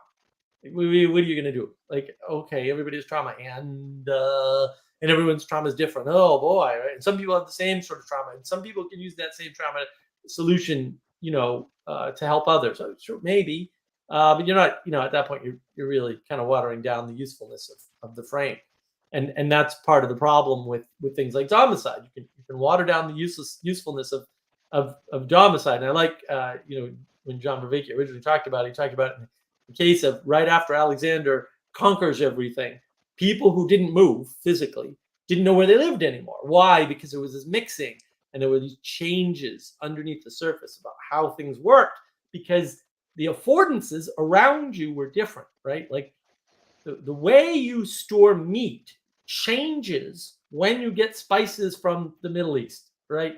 And they're not necessarily grown in the Middle East, but that's the trading route, right? Once you get access to that trading route, all of Europe changes. Like there's all these things that happen as the result of trade and connections that have nothing to do with you directly, but they affect you. And it's acknowledging that you're embedded in this bigger system and in this culture, and that your culture is impacted by other cultures. Yup, that's true too, because we all stuck on this big blue ball together, right? And whatever little clans, tribes, cultures, societies we form are still on the blue ball, and that blue ball is one thing, right, at some abstraction level, right? So we're all kind of like trying to work all that out all the time, and it changes all the time, right? Like the EU didn't used to exist, and then it existed, and now the way people do trade changed overnight, pretty much, right? And the way people do money, except in England, good for England, changes overnight as a result of the creation of this. You call that kayfabe if you want, but that just means you don't live in Europe. It's not part of your participant reality. If it's part of your participant reality, it's not kayfabe because you're doing it. It's not like if you're wrestling, look, people get hurt in wrestling all the time. People get paralyzed, people die. Is that if you're doing something and it's a play and you die, is it less real or more real? I don't like, what's your definition of reality at the point? It's not helpful, right? And I think that's that was the thing that The John Stossel video has been going around. It's how John Stossel got famous, right? The wrestler smacked him. So you think this isn't real? It's because they smack each other in wrestling. They hurt each other. They really strain each other. It's not, it's not that they're not actually doing what you see. But yeah, they're not putting their all 100% into it because they kill each other. It's good not to kill people. You'd think people would be happy about that instead of saying it's fake. It's like, I don't care if it's fake. I'm happy people aren't dying. Can we focus on that instead? I don't know. Well, that reminds me. I was when I was young, I was going to this play, and at a certain point, he asked someone from the audience to come on stage and participate in the play. So I came on stage, and I had to run around the stage or whatever. And at a certain point, I think he was narrating, and he said, and then he fell. And so I just dropped myself on the floor, right? And then he had to break character because he was worried I was hurt, right? So it's like there's this play, and then there's not the play, and then there's reality, right? Like there's the actuality of being hurt, interfacing in that. Like, does it matter, right? Like that Kayfabing? right? Like does that diminish the experience that he broke character, or did were you actually experiencing something generative when you were in the audience, and did you actually have a moment of excitement that you could participate in, and is that maybe more important, right? Is that maybe more real, right? Like this communal spirit that just gets arisen as a consequence of shared excitement, right? Like like shared participation, right? Yeah, like right. The reality is in the extreme happening, right? Like the extremeness, the non. Yeah, it's out of contract. It's breaking the frame, like literally with the guy, right? He's like, oh, I'm doing this, and now I can't be doing the thing that I'm planning to do anymore. Right. Well, and that's the thing. It's the participation that is the manifestation that we would refer to as reality. I do want to address this with Mills. Very good stuff, guys. I think critical theory / PM in general pulled the rug with no real alternatives. This makes people desperate for any home, even a bad or a fake one. Well, yeah, they're telling you your home is kayfabe. They're telling you your home is fake, and that there's a better home out there. And look, James Lindsay does a really bang up job, especially lately, of talking about this. Their whole trick is saying, well, this is broken here, and this is broken here, and this is broken here, right? So they're just pointing out flaws in whatever it is. It doesn't matter, whatever structure, institution, whatever they're attacking at the moment. And then they're saying, we can build something that doesn't have those problems. And then you ask them, what is it? And they go, well, watch, we'll build it. And then they start to build it, and everything gets worse. And you go, well, yeah, but everything's getting worse, guys. And what about all this? And you're supposed to fix these problems. And they go, no, we're not done yet. We're not done. Like, give us a chance. In the meantime, they're in control. and fair enough. That's their postmodern idea, is that everything is power. And so when they're in control, they equate control and power. That's their whole goal. They don't have a goal past being in charge. Their whole goal, whatever they say their goal is garbage. Explicitly, like this is explicit in the text. If you actually pay attention to what Foucault and Derrida are saying, and yes, those two specifically, but also all the others, right? They're saying the only thing that matters is power, and it doesn't matter how you obtain power. You can lie, cheat, and steal. It makes no difference whatsoever because they're unprincipled. Because there are no higher values or principles in postmodernism other than power. In fact, there is no anything else. Everything else in postmodernism, whether they state that explicitly or not, is an actual real illusion to them. It's an actual arbitrary frame. And so if all frames are arbitrary, then it's a fight to power. I absolutely agree. But all frames aren't arbitrary. That's where I disagree with their. And also back to the domicide. So what they're saying is the home that you think is your home is not taking care of you, is evil. Right. And then they provide the alternative home, right? So okay, you were part of this bad thing. Now you have to get rid of your sins, right? Like you have to renounce your old home. You have to renounce your whiteness or whatever heritage that you have, right? You have to renounce your fossil fuel car and get an electric car or whatever the initiation ritual is. and now you can enter this new family who truly cares for you, right? Like that's literally like Maoistic mind washing Yeah. techniques that they're using, and that's what they use to bind, right? Like so there's a sacrifice that you need to make in order to participate in the promised people effectively, right? And then when you're part of that, like you've left behind your old Yeah. self, and you've been born anew in this, well, kind of religion, right? Like at Yeah. least a religious setting. It's a religious pattern, right? And it is very, like, it's very explicitly the trick. Lindsay talks about this. They keep telling you, no, wait, we're not done. When their stuff doesn't work because you've been foolish enough to hand over the reins to them. And it's very much a trick. The other appeal they make is, look, you're going to be part of the global community now, or the global tribe. There's no more tribalism because there's only going to be one tribe. It's like, well, that doesn't work because disagreeable people exist. Just right off the bat, like, boom, that theory's done. It's done. It's over. One disagreeable person, theory over. I can be that one person if you'd like, or Manuel, or both of us, maybe. It doesn't matter. Right? That theory's done. That's wrong. Cannot happen already. Right? And so, unless you shoot us, which, whatever. If that's your bag, Happened in the past. So. And give it a shot, literally, because it's going to take that. Right? And so at that point, it's like, well, wait a minute. Why is this attractive? Well, because you have more connections. It's a quantity argument, right? But the question is, would you rather have 100 Facebook friends or 5 good friends in real life? Oh, because that's what the communists and the socialists and the Maoists and whatever other label you want to put on the identify against crowd are doing. They're just telling you you can have more friends. You can have a higher friend count on Facebook in the virtual world. That's all they're offering. That's literally the whole trick. They're just offering you more. You're like, ooh, more. I like more. Look, I'm a glutton. I love more. You want some steak? Yes. And then when I'm done eating my steak, what do I want? More steak. Because it's just how I'm wired. It's like, I like steak, give me more. Right? I like candy, give me more. That's why I can't have candy in the house, because I'll eat all of it. I can't dole myself out candy every day. It doesn't work. I just want more. Right? And it's very attractive. Right? It's a very good enchantment, especially for materialists. Materialists have no other measure. They're like, more quantity, that's it. Right? But really what you want are 5 good friends, 5 quality friends. That's what you want. That's what gives you that sense of home. And don't forget, emergence is good, right? So even if you have a sense for quality, right? Like if you just have more people, there's more chance to emerge quality. Right. Yeah. The emergence is good. It sneaks in all over the place. Yeah. The materialism sneaks in all over the place. I heard Peterson did a talk recently with somebody about AI. I haven't heard the whole thing because it's at some point it's just silly.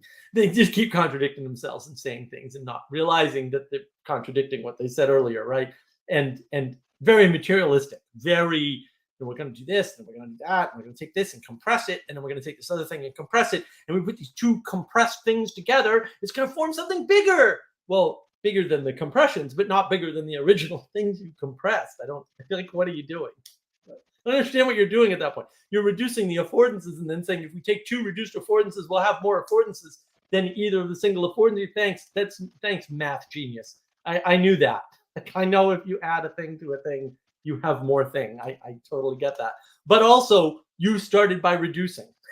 So that might be a little bit more significant, right? But the materialists get caught up in this quantity trap, and they're not paying attention to quality. They're not paying attention to intimacy, because the intimacy is the quality of your relationships.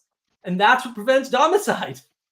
And I think it's also, right, like you're in the tunnel, right? So you can't look at the tunnel where you're tunneling your perspective in, and then it's like, oh yeah, like first the tunnel was so big, and then the tunnel so big, but it's both a tunnel, right? So you can't distinguish between the sizes of the tunnel that you're in. Exactly. So do we want to open the floor for people to participate and maybe even share a story about Domicide? Yeah, if they've got Domicide stories or whatever, I kind of shared mine moving out of New England, and people have asked me, like, why did you leave New England? And my answer is inevitably New England left me. And some people have that gives them pause, especially if they're in New England. And I'm like, well, it's changed and you didn't notice, but I did. And I got out when I noticed. I got out late, actually. I should have left about 10 years earlier than I did. But whatever, a year earlier than I did would have been nice. But I got out when I could. So fair enough. I trapped in a 5-year lawsuit. I would have left 5 years earlier, probably. Maybe not 5, maybe 4 years earlier. But yeah, like to go back to the intimacy frame, right? Like, so a mistake that a lot of people, well, I don't know, a lot of people that people make is when you leave home, right? Because you're becoming an adult, right? Like you have certain intimate connections when you're at home, right? And if you try to reestablish those same connections when you're not at home, that's inappropriate, right? Like you need to develop new capacities, new means to have intimacy, partially because like you're not in the same relationship, right? But also like they're different persons. Like a Right. different person needs a different connectivity, and when you don't get that adjustment, right? Like, oh, how do I attune to this new person? Then we start with the projection, right? Like now we're gonna treat the person as if they're gonna respond in a behavior pattern that they're not in, and then when we start applying behavior patterns responses to others, now we're forcing situations, right? Like now, like if you treat me when I show you an alternative as if I'm trying to change your mind instead of trying to get you to engage with the potentiality of the world, which is not the same as trying to change your mind, then now you perceive me as an antagonist, and more so, I'm going to perceive that you perceive me as an antagonist, and I'm going to feel insulted, right? And now it's the burden upon me to be bigger than that, or to be able to resolve your problem, and like I don't have the tools. Like I might Yeah. develop the tools if I know you for a long time, but not if I don't know you. Like I can't help you. I can't Yeah, prevent that. there's a limit to what you can do. And so yeah, David, I mean, look, we were probably deliberately to some extent, and not deliberately to another extent, addressing the loneliness when we're talking about the intimacy and the domicide, right? When you like, the loneliness is very largely a function of you, right? The thing that makes you lonely is not other people, it's you. You make yourself lonely. Not entirely, but mostly, right? And look, some people like me have absolutely no problem living alone by themselves without other people. It doesn't bother them one little bit.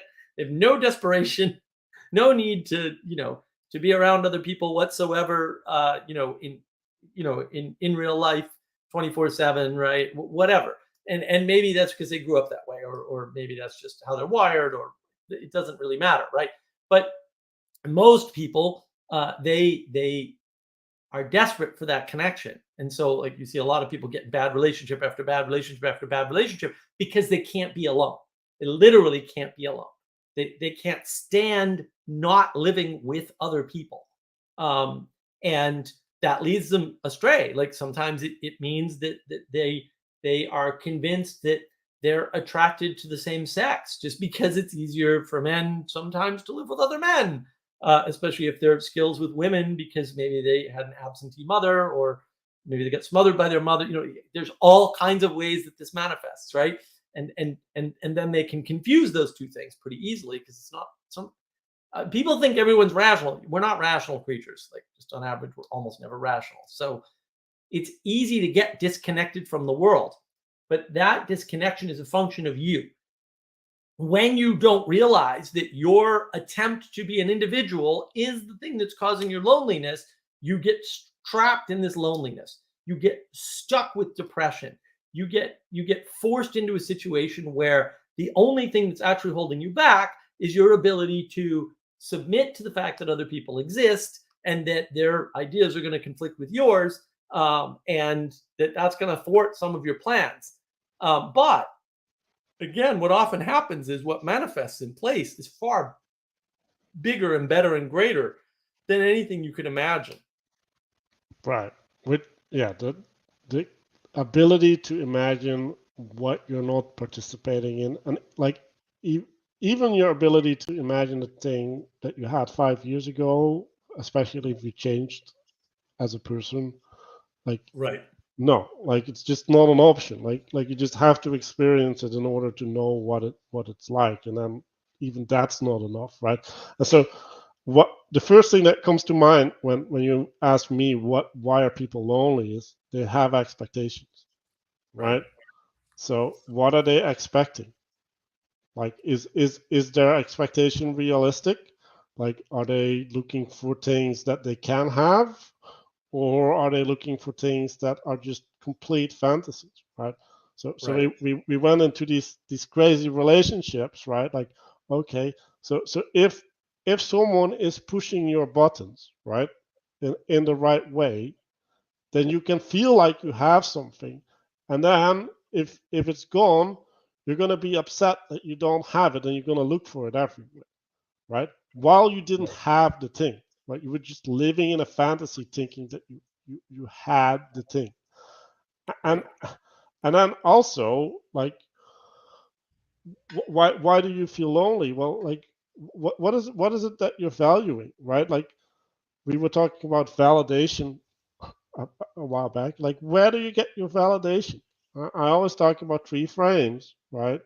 Like one of a lot of people get validation from themselves, right? Like they can just walk up the stairs and then they can feel good about themselves, right? So that's like the narcissistic perspective or the solipsistic perspective, right? And then there's a bunch of people that have social validation, right? Like so they can't be their own judge. Like they need an external standard in order to feel certain about certain things, right? And when your environment isn't providing these things that like you can't self-generate, well, yeah, no shit, you feel lonely, right? 'Cause like that'd Yeah. be horrible, right? Like oh, like my sense of self is dependent upon other people and they're not validating me, and this is where this Right. identity craziness is coming from, right? Like these Right. identity crazy people are like, okay, I'm not getting the validation, so now I'm going to make explicit to you the way I want to be validated. And if you're not validating me in the way that I want to be validated, you're hurting me. That's an assault upon my personality, right? My personhood, which is Right. completely ludicrous. And then you have the people who get validation in the transcendent, right? Like, so Vervaeke talks about the things that have value in and of themselves, right? Which would be virtues, right? So I feel validated if I do a virtuous action. That's not because I am this amazing person that is doing the virtuous action. No, that is because I'm participating in what I see as good. And the fact that I participate in what I see as good is validating, right? Which Yeah. can be misconstrued as narcissism, right? Because Right. it's a fine boundary between those two. Well, then you get caught up. All you can do is what you can do. No, you can do more than you can do. This self-referencing thing is it's a red flag. Oh, it's a self-reference. It's bad. It's wrong. It's not complete. Right? It's not encompassing.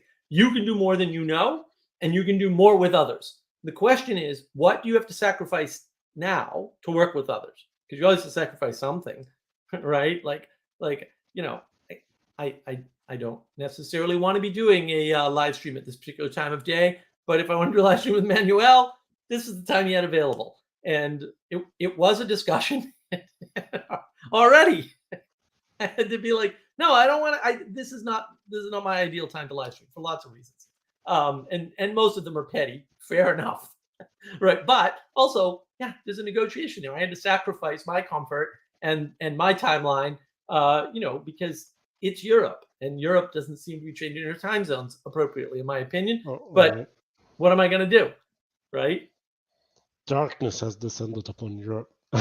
Darkness has descended. Right? It's perfectly sunny here outside, and that's part of the problem is that we don't realize what we can do when we're with others. But it's way more than we can do when we're not with others. We just have to make a sacrifice to kind of get there. And the loneliness is really just a function of the rejection of the relationship it takes to be better than we are by ourselves, because that's what it is. But we have to give up something. We have to give up our time, energy, and attention in some way right? It's significant and important. And that's what we don't want to do. Like, if you're going to be married to somebody, maybe you can't play video games for your whole life. Maybe you can't live in your mother's basement. Maybe you can't just on a whim eat what you want to eat when you want to eat. Like it all seems perfectly okay, right? And some people need that validation above all other types of validation. And there's lots of different self validations. Like one way people validate themselves without needing the validation externally is they troll, right? They troll people and they go, see, I'm smarter than them, and therefore their validation is not important. Of course, they got validation. They got the validation that they're smarter than the other person. And so they're fooling themselves into thinking they're an individual who's smart and doesn't need other people. But without the other people being dumber than you wouldn't feel validated.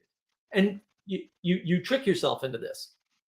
Yeah, and I want to go into this idea, right? So validation and good work, depending on your description of what good work is, but like if you're finding validation in like the material result of your work, right? Like there's a good chance that you're in a materialist framing, right? Because now you're kind of looking for proof, right? You're looking for the material manifestation that can effectively talk back to you and see, right, job well done, right?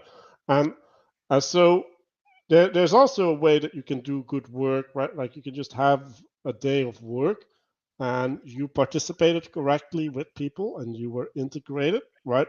And that would be like the spiritual version of doing a good work, right?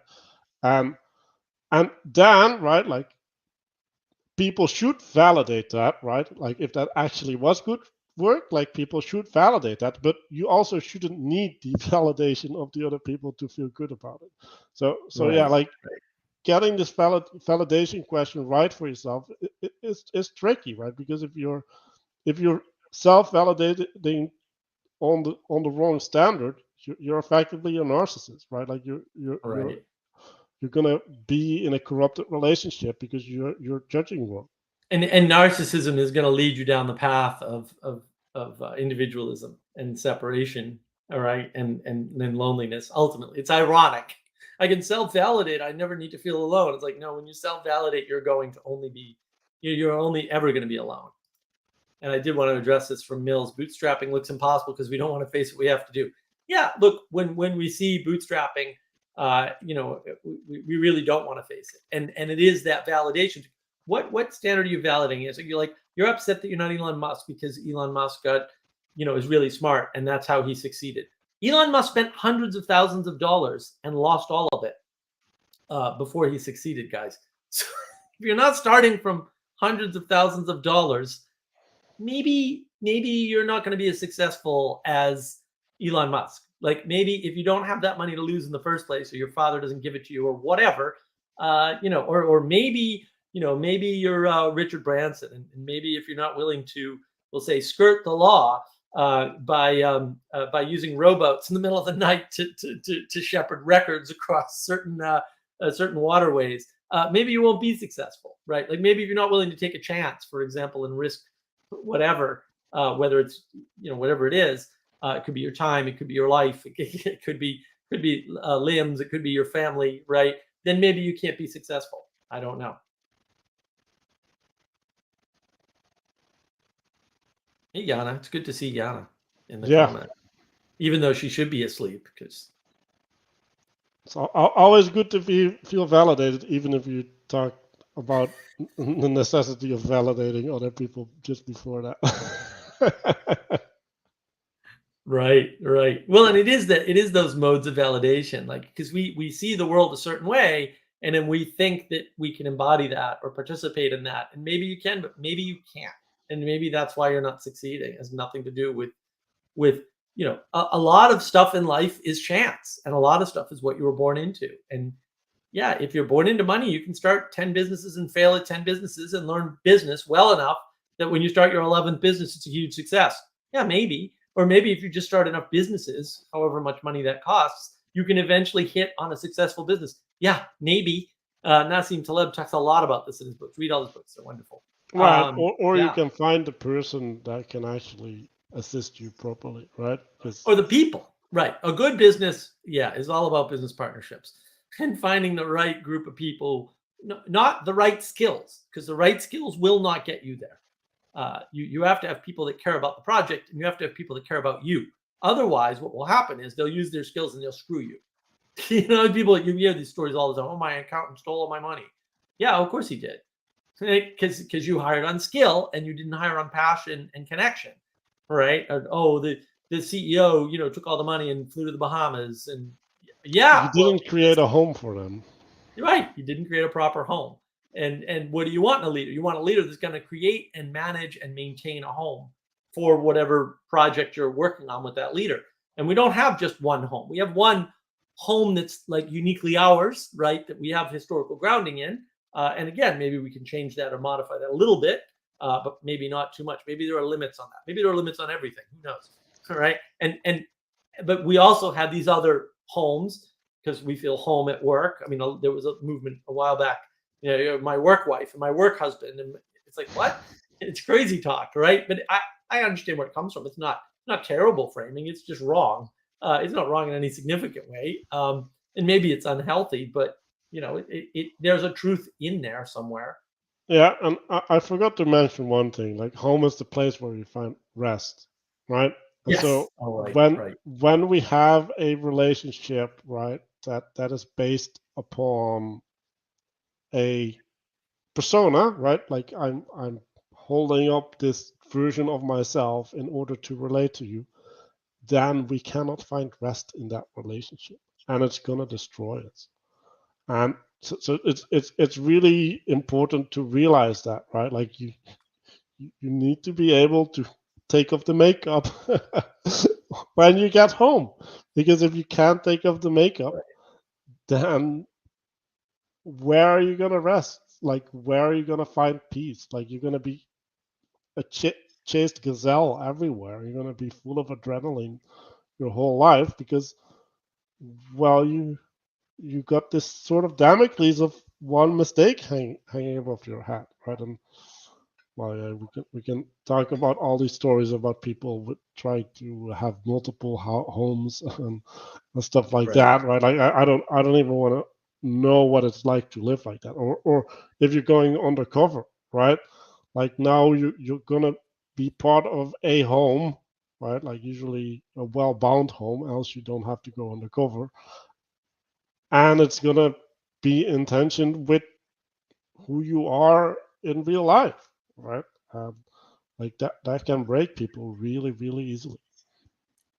Yeah, it's good. Good. Again, and the rest is related to the contrast, right? Like you don't dress up at home, right? You don't need to. It's the place you don't need to do that. Everybody accepts you sort of for who you are. When you're out in public, you actually should dress up, right? You should, for whatever. You don't have to dress up the same way every time, right? You have to dress for the event though. And the place you do that is your home. And then the place you undo that is also your home, right? And so that's the base that you use again to measure and judge. And yeah, you're right. Resting is really important. Kind of miss that. So yeah, it's good catch because yeah, rest is key to home. That's for sure. Yeah, and that all these people, right? Like home is in your heart or whatever, right? Can you really rest when you're wherever, right? Um, like there's when I was on my trip to India, I was in India, and I was always when I was in India, I felt that like I was cheating. Like I felt like I wasn't really doing the thing because I could go back and I had a place to return to. So There's your whatever cave I head. was doing, that was somewhat fake. Like I was Right. like if there weren't any planes, right? Like if I'd had to take a ship for a couple months to go to India or whatever, that would have been completely different, Yeah.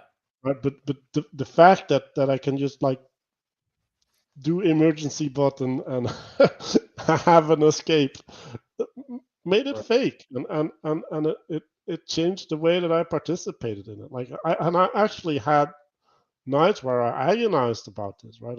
Like it's really hard to find your motivation, right? Like is what I'm doing true?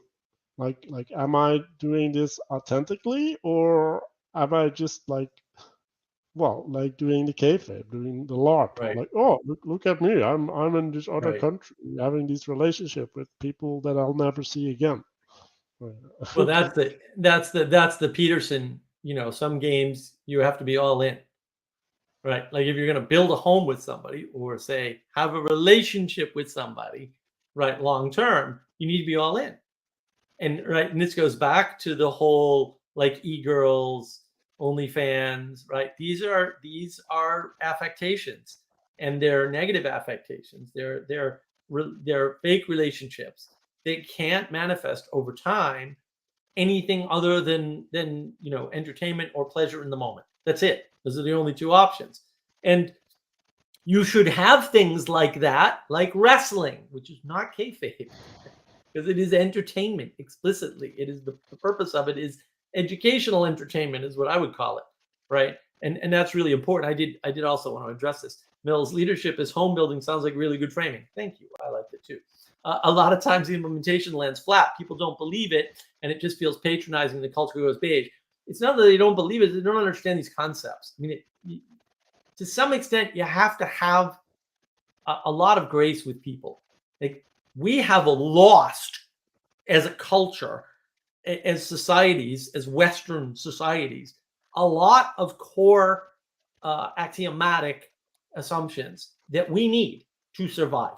We've lost them. We've lost what proper leadership is. Leadership is not typically in one person. Some people make good leaders, and some people make better leaders than others. But leadership is a function of the whole group, and different Right, it's people. called ship for a reason, right? Yes, exactly. Right. And we've lost that concept. We've over reduced it to leader. And then a leader is an object in the world. And and then you can pass that leader thing on to other people, because this person can be CEO and then he's the leader. I got news for you. I've worked in Fortune 500 companies. The CEO is not the leader of the company in most companies. He may be leading certain things. He's not the leader. Doesn't determine all things. A lot of CEOs come into companies. A lot. You can just read. If you read business, you'll see this all over the place. They come in with a new vision, a new idea, and they try to lead the ship, and it fails. That's the common thing that happens. That's the most common thing that happens. The only companies that tends not to happen in are companies that don't change the leadership at all. Right? And sometimes that's the right thing to do, and sometimes it's disastrously wrong, because that's where you get disruptive strategies. And studying business is fascinating because it leads to all this. And then Mills, again, I do think it's good framing, to be clear. I guess this is where telos shows through in the implementation, right?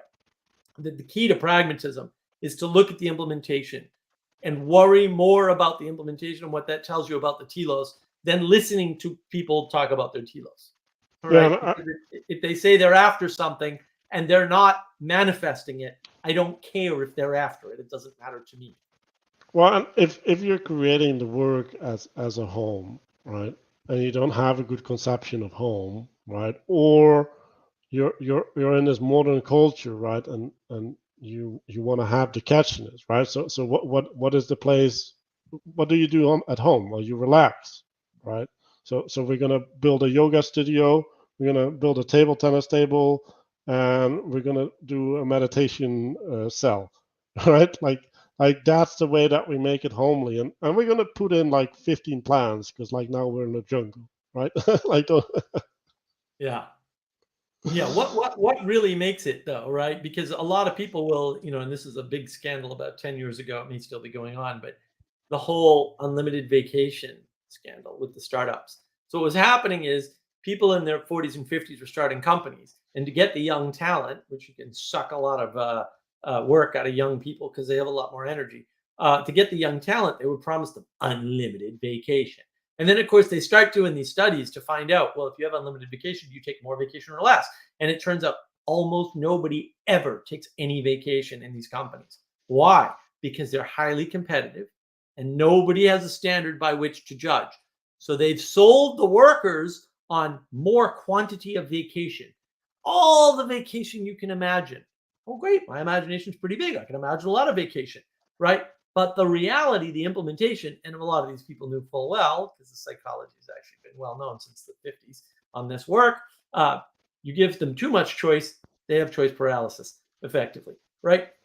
They don't take vacation because they're scared. They don't know what should I take 4 weeks or 5? Can I take a whole month off? Is that okay? Because in most companies, man, in the Fortune 500s, when I was working at Fortune 500s, you can take 3 weeks off. Maybe you could get 2 weeks in a row, maybe, but usually they deny it. They'd say, no, we spread this out. And then some people like me would get smart and they'd say, all right, I'm going to take every Friday in the summer off, or every Monday, or every Monday and Friday. They just spread their vacation out to lengthen their summer interaction. New England, that's where you want your, well, that in the fall. The fall in England is gorgeous, right? And that's where you want your time. You don't necessarily want a month off. Not saying sabbaticals aren't good. I think sabbaticals are wonderful, but there's ways around these things. But it's interesting that if you give somebody unlimited vacation, they basically don't take it. That's, it's not 100%, but boy, the numbers are in on that. It's very sneaky, right? They offer you this quantity, and it's very attractive because in your imagination, it's great, but your participation in all of that is not great.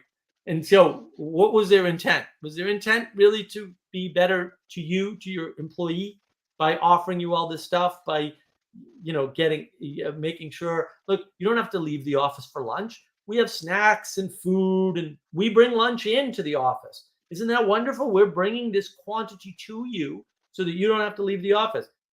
Do you think maybe that results in people spending more time in the office working? Because it does. Right? Do you think they didn't know that? Any idiot can figure that out, honestly. I hate to say it, guys, but if you thought about it for 10 seconds, you'd realize, well, if I don't have to go anywhere, I'm just going to stay indoors and eat at my desk, or eat and talk work because I'm still at work. I haven't changed my location. The container's the same, right? These things matter. Yeah, and I think it's really important what you're talking about, right? So there's different activities, and like I suck at this, right? Like, because like you need don't shit where you eat, effectively, right? Right. But you have to pick things, and you need to put them in a specific place when you need to invoke a different spirit, right? You need to have a different mindset, right? So like a home is also a place for transformation, right? So you go and you go to bed, which is a completely different experience than cooking, eating, or relaxing in front of the TV, right? Like all of these things. And then the most important one is putting on your face, going outside, right? Like you become, like there's a state of becoming. You become mentally or spiritually ready to engage in the thing that you need to engage in. And like, yes, you can make work like that, right? Like it, you should separate the eating of food from the workspace, right? Like you should have people change. Should have people go outside to get some air when they're relaxing or something. Like all of these things are really important. And I think if you facilitate people, right, and I think this is where being a good leader or making a good home is, you enable people to have participation, right? Because what is a home? Well, that's the place that you participate. Like, and if you're not participating in the place that you're supposed to participate in, is it a home? Like, if you have a $400 an hour cook food for you, like, is that home, or is that going out for dinner at work? Like, you gotta like if you want to make it homey, then you have to bind people. You have to participate. Yeah, like and that requires distraction from work, first of all, but secondly, it requires you to have affordances that people can get into. And I think, thinking about church, like I was thinking about church today, like what is it, right? Like in some sense, you're trying to manifest ideal participation towards one thing.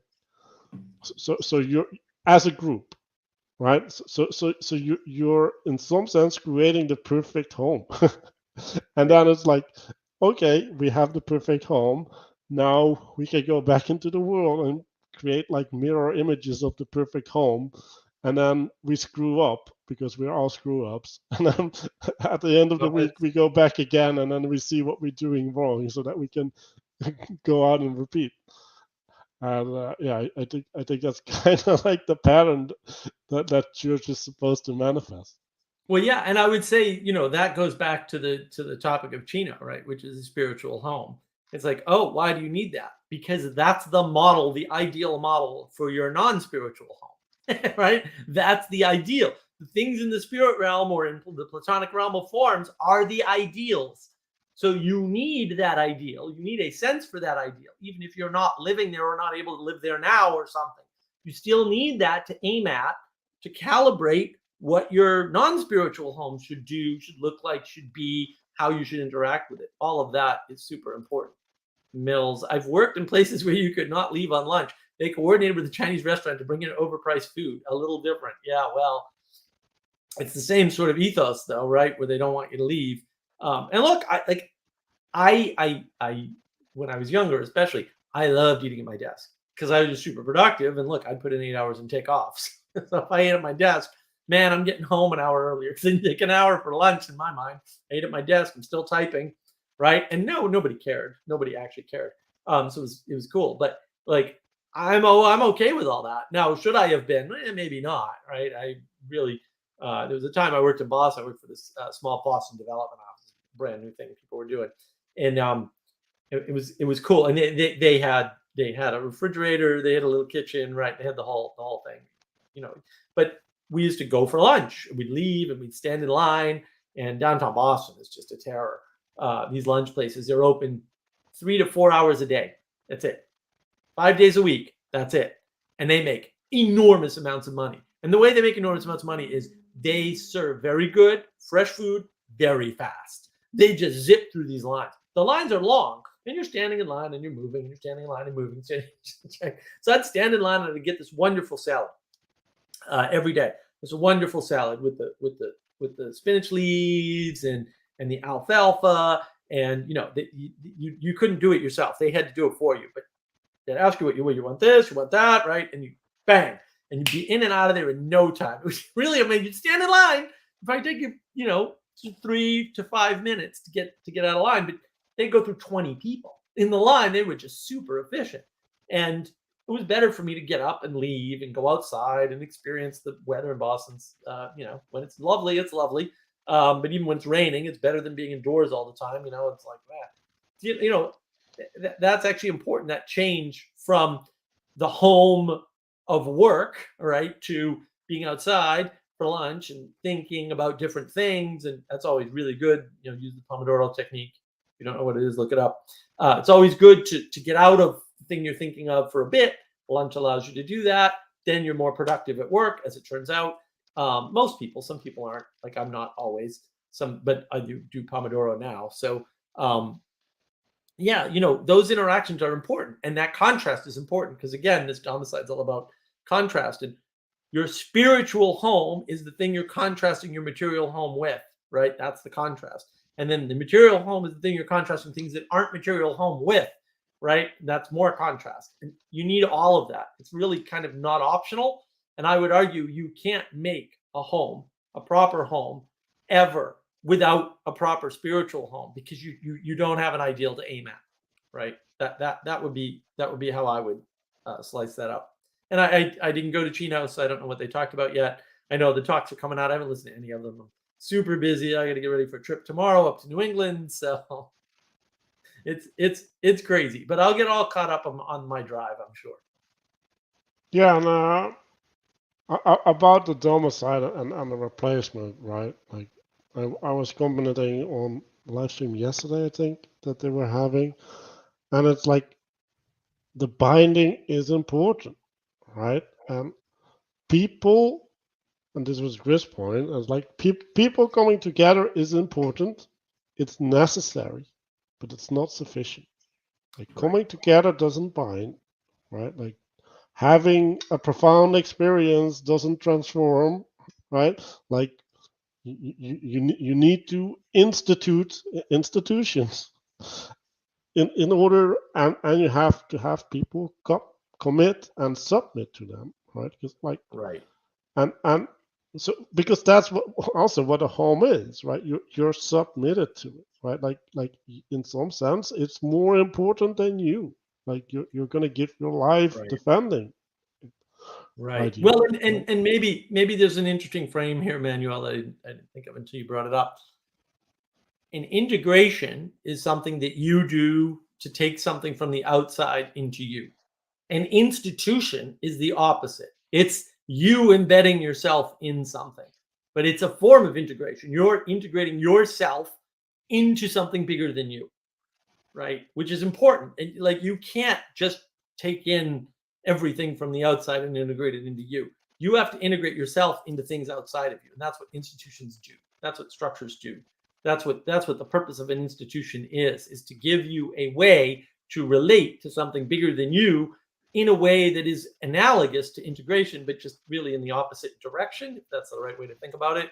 I'm always suspicious about thinking about things in terms of direction, but maybe this is a use case. Like your institution is a form of external integration, so that you're submitting yourself to something so that you can get more out of it than you could otherwise by yourself. Uh, and and and in some sense it's instituting offices, right? And offices are relationships to each other, right? And then if you're aware of the office structure, you can participate in an intimacy that is not cultivated, right? Like it's inherited from the roles Right. interacting, right? Right. But that requires submission again, Right. right? And that requires that like people are filling these offices, and they're fulfilling their roles within these offices, and that's hard, right? Especially if we're doing it on a volunteer basis. Like I'm not saying it's impossible, but like a lot of work needs to happen. And well, we've mentioned telos, right? The telos of people coming together to a conference is different than the telos of people working together in an institution. Like it's completely different, right? Like, Right. and when you're coming together, you're everybody has their personal motivation, and they're doing that on an individualistic basis. Uh, but if you're working on in an institution, you can no longer rely on this individualistic basis for action, because now like there's gonna be frustration, right? Like there's gonna be a imposition upon the way that you think things should work in order for the corporation to manifest. And yeah, Right. like Right. and, Well, then and that's where the loneliness comes in, right? The right, loneliness is your rejection of institution. It's your rejection of these quality connections, right? It's your faking out or trying to fake out these, these communities by saying, "Well, I'm in an online community." Well, look, there's online communities and there's online communities, and I'm kind of an expert in this. I know the difference. There's a big difference. Like some people just get together around a topic and they don't care about the other people. Some people don't care about the topic and they'll typically just troll everybody. And there's very little you can do to prevent this. And there's also a difference between, say, the people who organize the conference and the people who attend the conference. And the question is, are you going to a conference or an event? Are you going to a community? Are you going to a job with an expectation that you try to determine on your own and predict on your own? Are you going with the spirit of exploration, where you're like, well, I don't know what can manifest here. Let me see. Like, how good can this get? How much better than my imagination could this get? Because that opens up a bunch of ways, affordances for you and ways for you to interact that aren't available if you think that jobs are just for money. If it's just for, and maybe your job's just for money. I'm not saying there's anything wrong with that. But if your job's just for money, the odds that you'll be able to manifest anything greater are very small. But if your job is not just for money, that's different. That's why people talk about, oh, there's minimum wage jobs and people can't afford to live on that. I was like, of course they can, because they do. So it's kind of a dumb thing to say when it's obviously observably false, right? Maybe you can't live in a single bedroom apartment in New York City on minimum wage. No kidding. But if you're living with a family and you don't have to pay the mortgage, a minimum wage job is probably going to cut it for you. That's what I did. That's why I get very upset with people who want to come out of school and like become a teacher and be able to afford. It's like, no, I didn't do that. I had to live with a bunch of dirty, smelly hippies for a while before I could afford my house. But then I could afford my house. That's how I did it. It's not magic. It just takes a while, 4 or 5 years. 4 years of living dirty hippies, roughly speaking. But then I could buy my house. Like, it's not magic. It's just, you can't just graduate college and buy a house. It's not how it's supposed to work. Probably never worked that way for anybody unless they had the money up front, right? Everybody else had to work. That's how it happens, and it takes time. And just like that, the reason why you feel lonely is because you have these high expectations about how the world is going to treat you, and when the world doesn't treat you that way, you don't feel connected. Instead of having this attitude of, what are the connections that are available in the world that I am willing to sacrifice to have?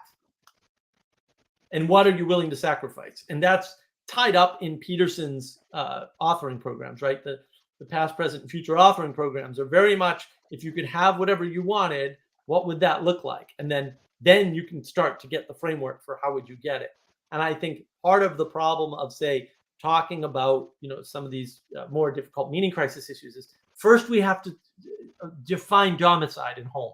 I think we have to, right, before we can get anywhere near the meaning crisis, right? And that's part of what Navigating Patterns is about, what this live stream is about, right, is setting some of these basic explorations into these concepts so that you have the concepts to build on to get out of, whatever part of the meaning crisis you're in at the moment, maybe, right? Or at least understand how to help other people who are stuck in a meaning crisis, because that's more up our alley than we'll say directly helping people on a video, because it's a little bit harder. But giving people tools that they can help others, well, that's easier to do in this format for sure. Right, and Vervaeke talks about this, right? Like, the first thing you need to do is have a correct problem formulation, right? So the thing that we've been focusing on, like, the last 3 years is like, okay, like, what is actually the thing that is beneath all the symptoms that is causing people to go one way or the other way, right? So for example, right, like, when people get in these toxic relationships, right, like these relationships that are based upon masks, basically, right, like, what are they looking for? Well, they're looking for intimacy, right? And then they're misapplying the way that they can get intimacy. Well, so how do you reach these people? Well, you have to reach them with a means to get the intimacy that they're looking for, right? But you can't just give it to them, right? Because now then you end up feeding them, and then they'll suck you dry, right? So there's this dance that you need to go into, right, where you're changing the way that they're attending to the world, and that you're giving them eyes to see. Like, we're having a conference at the church, and we were praying for having the eyes and ears to see the message that because if you don't, right, and if you don't pay attention to that is important when you go to a place in order to be transformed, right?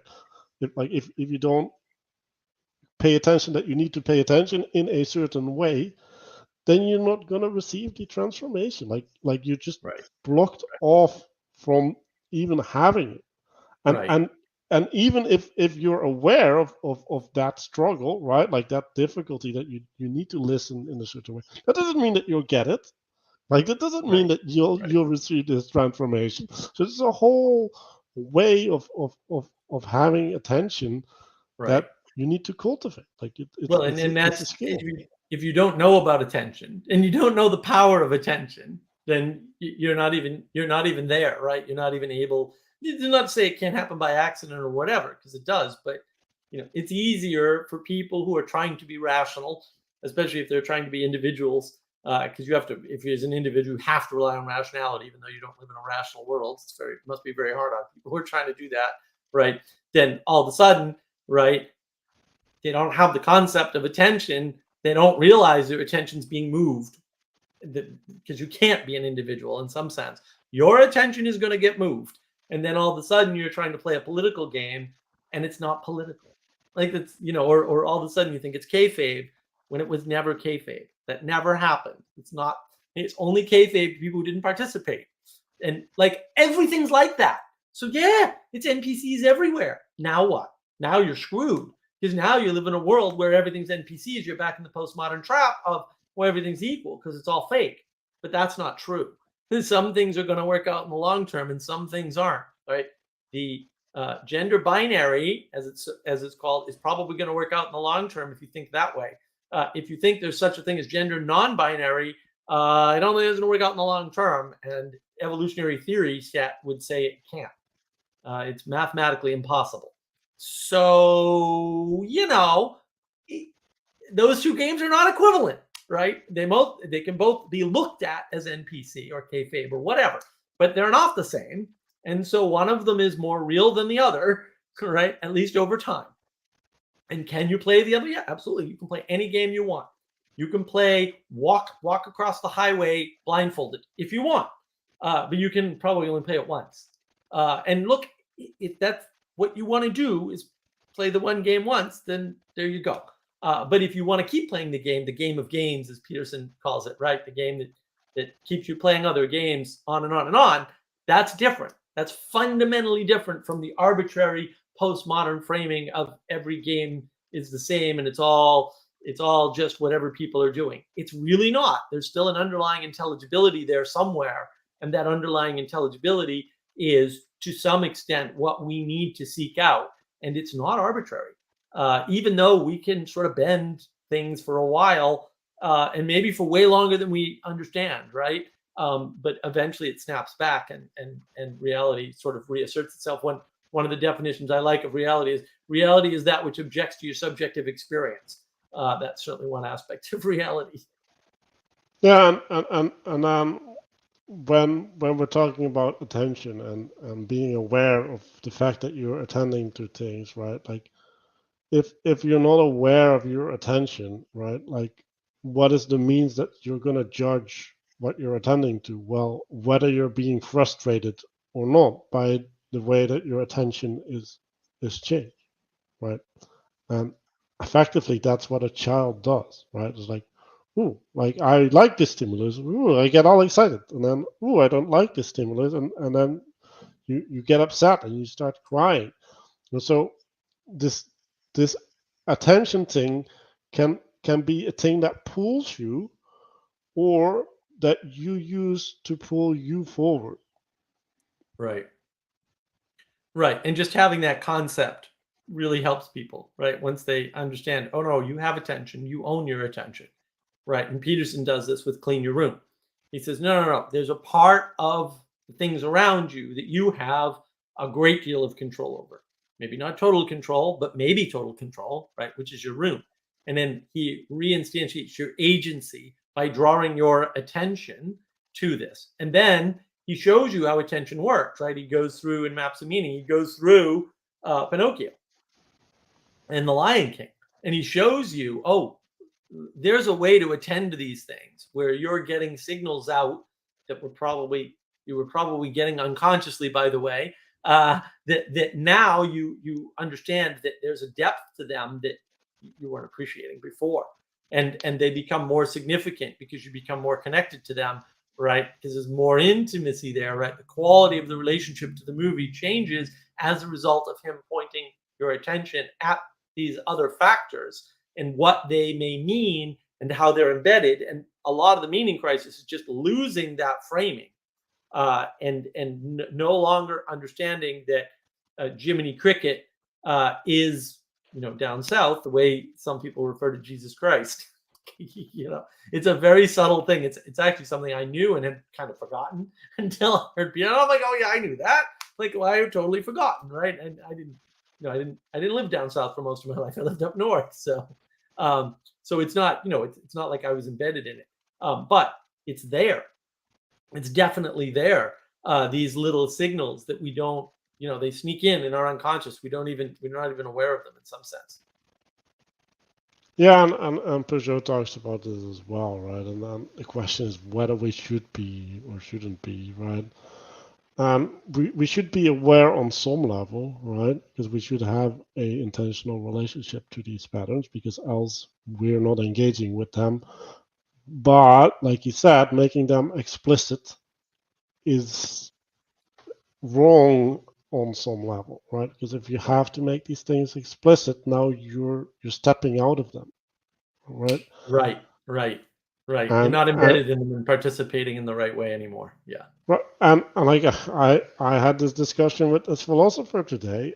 I said, well, I have thought through all of these ideas myself, and then she said, well, I have read all the books, and I have these ideas of all these other people, and I said, well, then I'm gonna win, because like I own my ideas, and like you can't do anything against me, because like I got an integration and I got a connection to the truth that like you cannot have if you don't own the ideas. Right. She's got a Frankenstein monster, and you have an Right. intimate connection with a creation of a philosophical idea that is born from your own thought. And that's the question, like what do we want, right? Like do we want to have our Pokemon card collection of all the patterns or all the symbols, or do we want to live in a world that we can see the symbols in the world and participate with them, right? Right. Well, Taleb talks about this. He quotes this on Twitter every once in a while, or some of the accounts that talk about his work. Right. I want to live comfortably in a world I do not understand. Yes, that's exactly what you want. You don't need to understand the world. Like, you don't need to understand why gardening works to garden the way they've been gardening for thousands of years. You just don't. It's not required. You just need to embody it and notice it and participate with it in that way. And yeah, it's not a procedure necessarily, right? Because it's not, we always plant at this time, or, some of the procedures may sort of be there, but they're tied to nature. Like, it's the first rain after the fifth moon. And, there's weird stuff out there. After the first frost, or like, yeah. Right. Well, that was one of the things in New England that ticked me off, that, New England was going downhill, was when I grew up, and I'm very much into meteorology. We used to talk about the leaves, because the leaves turn in New England. It's absolutely gorgeous. One of the most beautiful places on earth for leaves, and turning, bright reds and yellows and just beautiful colors. And it's great, right? They started saying, oh, the leaves always turn in the second week of October. And I was like, no. When I grew up, it was pretty clear. And in some cases, it was the same people. Actually, the same people. Just one year, everybody started saying, no, they turn at this time. It's like, no. Leaves on trees turn after the first frost. At whatever elevation they're at, there's a frost. After that frost, they start turning colors. That's how it works, guys. Anybody that tells you different is lying. We actually know this experimentally. And they stopped saying that. They started saying something else completely different. And I was like, what happened? These people a year ago had the right answer, and now they have the wrong answer. And they're all science embedded and whatever. And I was like, oh, this is a bad sign. Like, why would all of a sudden people think that it was tied to a clock? Because I don't know it if you know provides this. intelligibility. Well, I don't know if you know this, Manuel. Maybe some of our audience doesn't realize this, but trees don't have clocks and wristwatches. They can't. Oh, look, it's October 12th. It's time to change. But my clock is made from a tree. Well, there you go. So they must have a sense of time the way we do. The whole thing's absurd. And that actually happened. And I actually watched it. I experienced it. I was just like, what the hell is going on with the world? Why are we so ungrounded from nature and the natural cycle of freezing and thawing and things like that we've come up with this new bizarre, obviously observably incorrect method of figuring out when the leaves are going to change, when everybody up here knows. We all knew. We had experienced it. We didn't need anybody to, to tell us, right? It was only for the new people who just came to New England for whatever reason. Yeah, and on the other hand, like, why is it important, right? Like, it sounds like a thing that you say at a cocktail party to sound smart, which Exactly. which is Well, and that's why you feel lonely, because you're trying to sound smart instead of trying to find something in common with somebody. right, because like, just imagine, right? Like, how do I relate to you telling me that this is the time when, like, okay, um, behind the sun there's a vacuum point that has the number 57835 associated with it. It's your turn.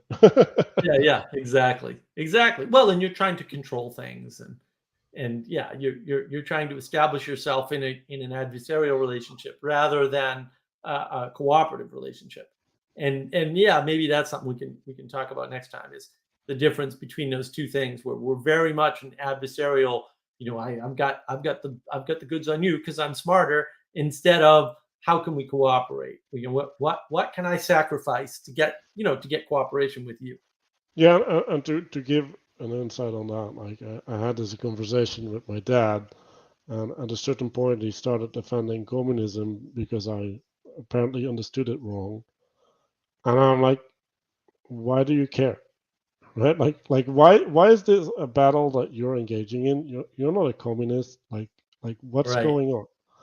And right, it's this pattern. Like, people are like, well, like, I have this truth because, like, I once saw it in a book somewhere, or I saw it on TV, and now you disagree with it, and now we're gonna have to have this battle to the death because, like, my conception of the thing that you're talking about is different. And it's like, well, what makes you the author that you can just, like, quote some random thing that you don't even know where you read it? Like, you don't even know where you got the information from. You're going to shove that in my face saying that I'm wrong? right, Like, right. holy cow. Well, that's the worship of epistemology, of knowledge over everything else. It's knowledge is the highest value. I have a video on that, on navigating patterns. Yeah, that's the highest value problem. And if knowledge is your highest value, and that's the thing that you think is the most valuable, then you need to have the most knowledge. I like what Mills says here. People posted about the toilet paper shortage before it ever happened. Yeah, well, and look, it happened in different places at different times. It certainly took a long time to get to where I was at. Um, and the joke down here was that a lot of people down south don't live in cities, because the cities are about 2 hours drive apart, roughly speaking. To get to the nearest city I can get to is an hour and 30 minutes. It's Charlotte. If I want to get to Charleston, it's a little over 2 hours. It's right about 2 hours, right? And that's because I'm northeast Columbia, roughly speaking, so I'm a little bit closer to Charlotte than I am to Charleston. But like, cities are 2 hours apart. That means most people shop for the month, right? Because they got to drive an hour, right? Because most people live roughly an hour to an hour and a half away from a city. So if they need to get supplies, their nearest thing is, quite a ways away. Everyone's a prepper here. Everyone, except the people who live in the cities. They're all preppers. So a toilet paper shortage doesn't affect them because they've already got a month or two's worth of toilet. It didn't affect me the same way because, yeah, I've got a shed. Guess what I buy in bulk? Paper towels, toilet paper, things like that. Yeah, they're all sitting in the shed. I don't want to shop for that every week or every couple of weeks or every month. So I don't. I've got like a year's supply because it's cheap and easy. All right, I have the storage for it. So how you experience these things is also vastly different city to country. And when we think everything's a city, we try to relate to everything as a city, and then we feel alone because everything's not a city, right? And then we're like, why don't you agree with me about guns? Why don't you agree with me about political parties? Why don't you agree with me here and there? And it's like, well, maybe because I don't live where you live, right? Maybe because you're not willing to sacrifice your view of the world for to realize there's more view of the world. What is this comment? Nathaniel, a lot of this sounds like apophatic philosophy. No, I hate philosophy. Is there more than breaking down what doesn't work? No, don't break down what doesn't work. That's a ridiculous thing. Or is your goal more like pointing people towards figuring it out on their own? No, you can't figure things out on your own. Like, why do you think you're smart enough to do that? You can't. Like, just stop trying to figure out things on your own. You're too stupid. You're a Muppet. I'm a Muppet. We're all Muppets. Like, you can't figure it out. You don't need to, though, either. Like, put a lot of effort into figuring something out and then find out you don't need to. I should watch some of your early content, maybe. Yes, navigating patterns. Watch all the navigating pattern stuff. You'll understand things a lot better. That's for sure. Like, we're not postmoderns tearing things down. We're saying, no, institutions are important. You need to engage with them even when they're broken. A good person engaging with a bad institution still makes the institution better. It's not that hard, right? And they also provide the contrast to other people to see, oh, that good man got hurt by that institution. Is the good man going to get hurt by the institution? Probably. If he doesn't, it's worse, though. That's something worth considering. There's a sacrifice worth having. Look, I mean, I'm involved in a lawsuit right now. I was involved in one earlier, too, about 6-7 years ago. And yeah, almost broke me. This one might break me. Possible, right? But if you don't see people being broken by the justice system, you don't think you have a broken justice system. This is a sacrifice that I might be making. Oh, yeah, it's real possible at this point. Lawsuits are expensive. I don't have that much money, so it's not looking good. But it's necessary. It's absolutely, it's not necessary for me. It's necessary for everybody, right? And is the system broken? Yeah. How do you exemplify that? Not by, the system's broken because I did the trigonometric calculation and found out that the ancient Greeks had. No. You see it broken. You participate in it, and it doesn't work. That's how you know things are broken. You know how you don't know things are broken? Because someone told you. Maybe they're lying. Did you ever think about that? A lot of people just lie. Somebody the other day actually said, and this is fantastic, right? They said, "Oh, my mother told me that when she was young, women weren't allowed to have bank accounts." Let me explain to you when in history that ever happened. Never. There's never a time in history. I'm not saying there was never a time and place where a particular bank wouldn't give accounts to women. That certainly happened. There's never been a culture that didn't allow women to do banking. That just never happened. Certainly never happened in the U.S. at all, ever. It just never happened, right? And so people lie, and they make up outrageous lies, like just ridiculous. Some people think there was chattel slavery occurred on the Mayflower. Okay, that didn't happen. Nothing like that happened. Indentured servitude, while you can argue is certainly a form of slavery, it is nothing like the slavery of the South that the barbaric Barbadians did in the southern U.S. where I now live. Very different types of slavery, if you want to classify them as slavery. And maybe you do, maybe you don't. I don't really care. I'm not pointing at a broken thing. I'm saying this is how it is, and that's the problem. Well, I like this comment, Nathaniel. That's very true. I was raised Seventh-day Adventist and know that living in fear of a bad institution isn't the answer. Right. Look, institutions are all bad in some aspect, and pointing that out isn't necessarily helpful to anybody. So I want to go back to this apathetic philosophy thing, right? The thing that we've identified, right, is that people are kind of stuck in a materialistic frame, right? And so the materialistic frame is constraining the capacity to observe certain things in the world, right? And when you don't have the proper discernment, you cannot justify certain actions, right? Like they just end up being arbitrary. So what the project is that we're involved in is giving people a way to provide contrast. Okay, like, oh, you're in this relationship, right? Look, you're exhibiting this pattern, right? And because you're in this pattern, you're negatively affected in this way, and that gives a justification to start participating positively. Now, we have done 3/4 of a year on Clubhouse where we explored what does a person need to do, right? Like like Vivek has this idea of an ecology of practices, right? Like, so what are the practices a person needs to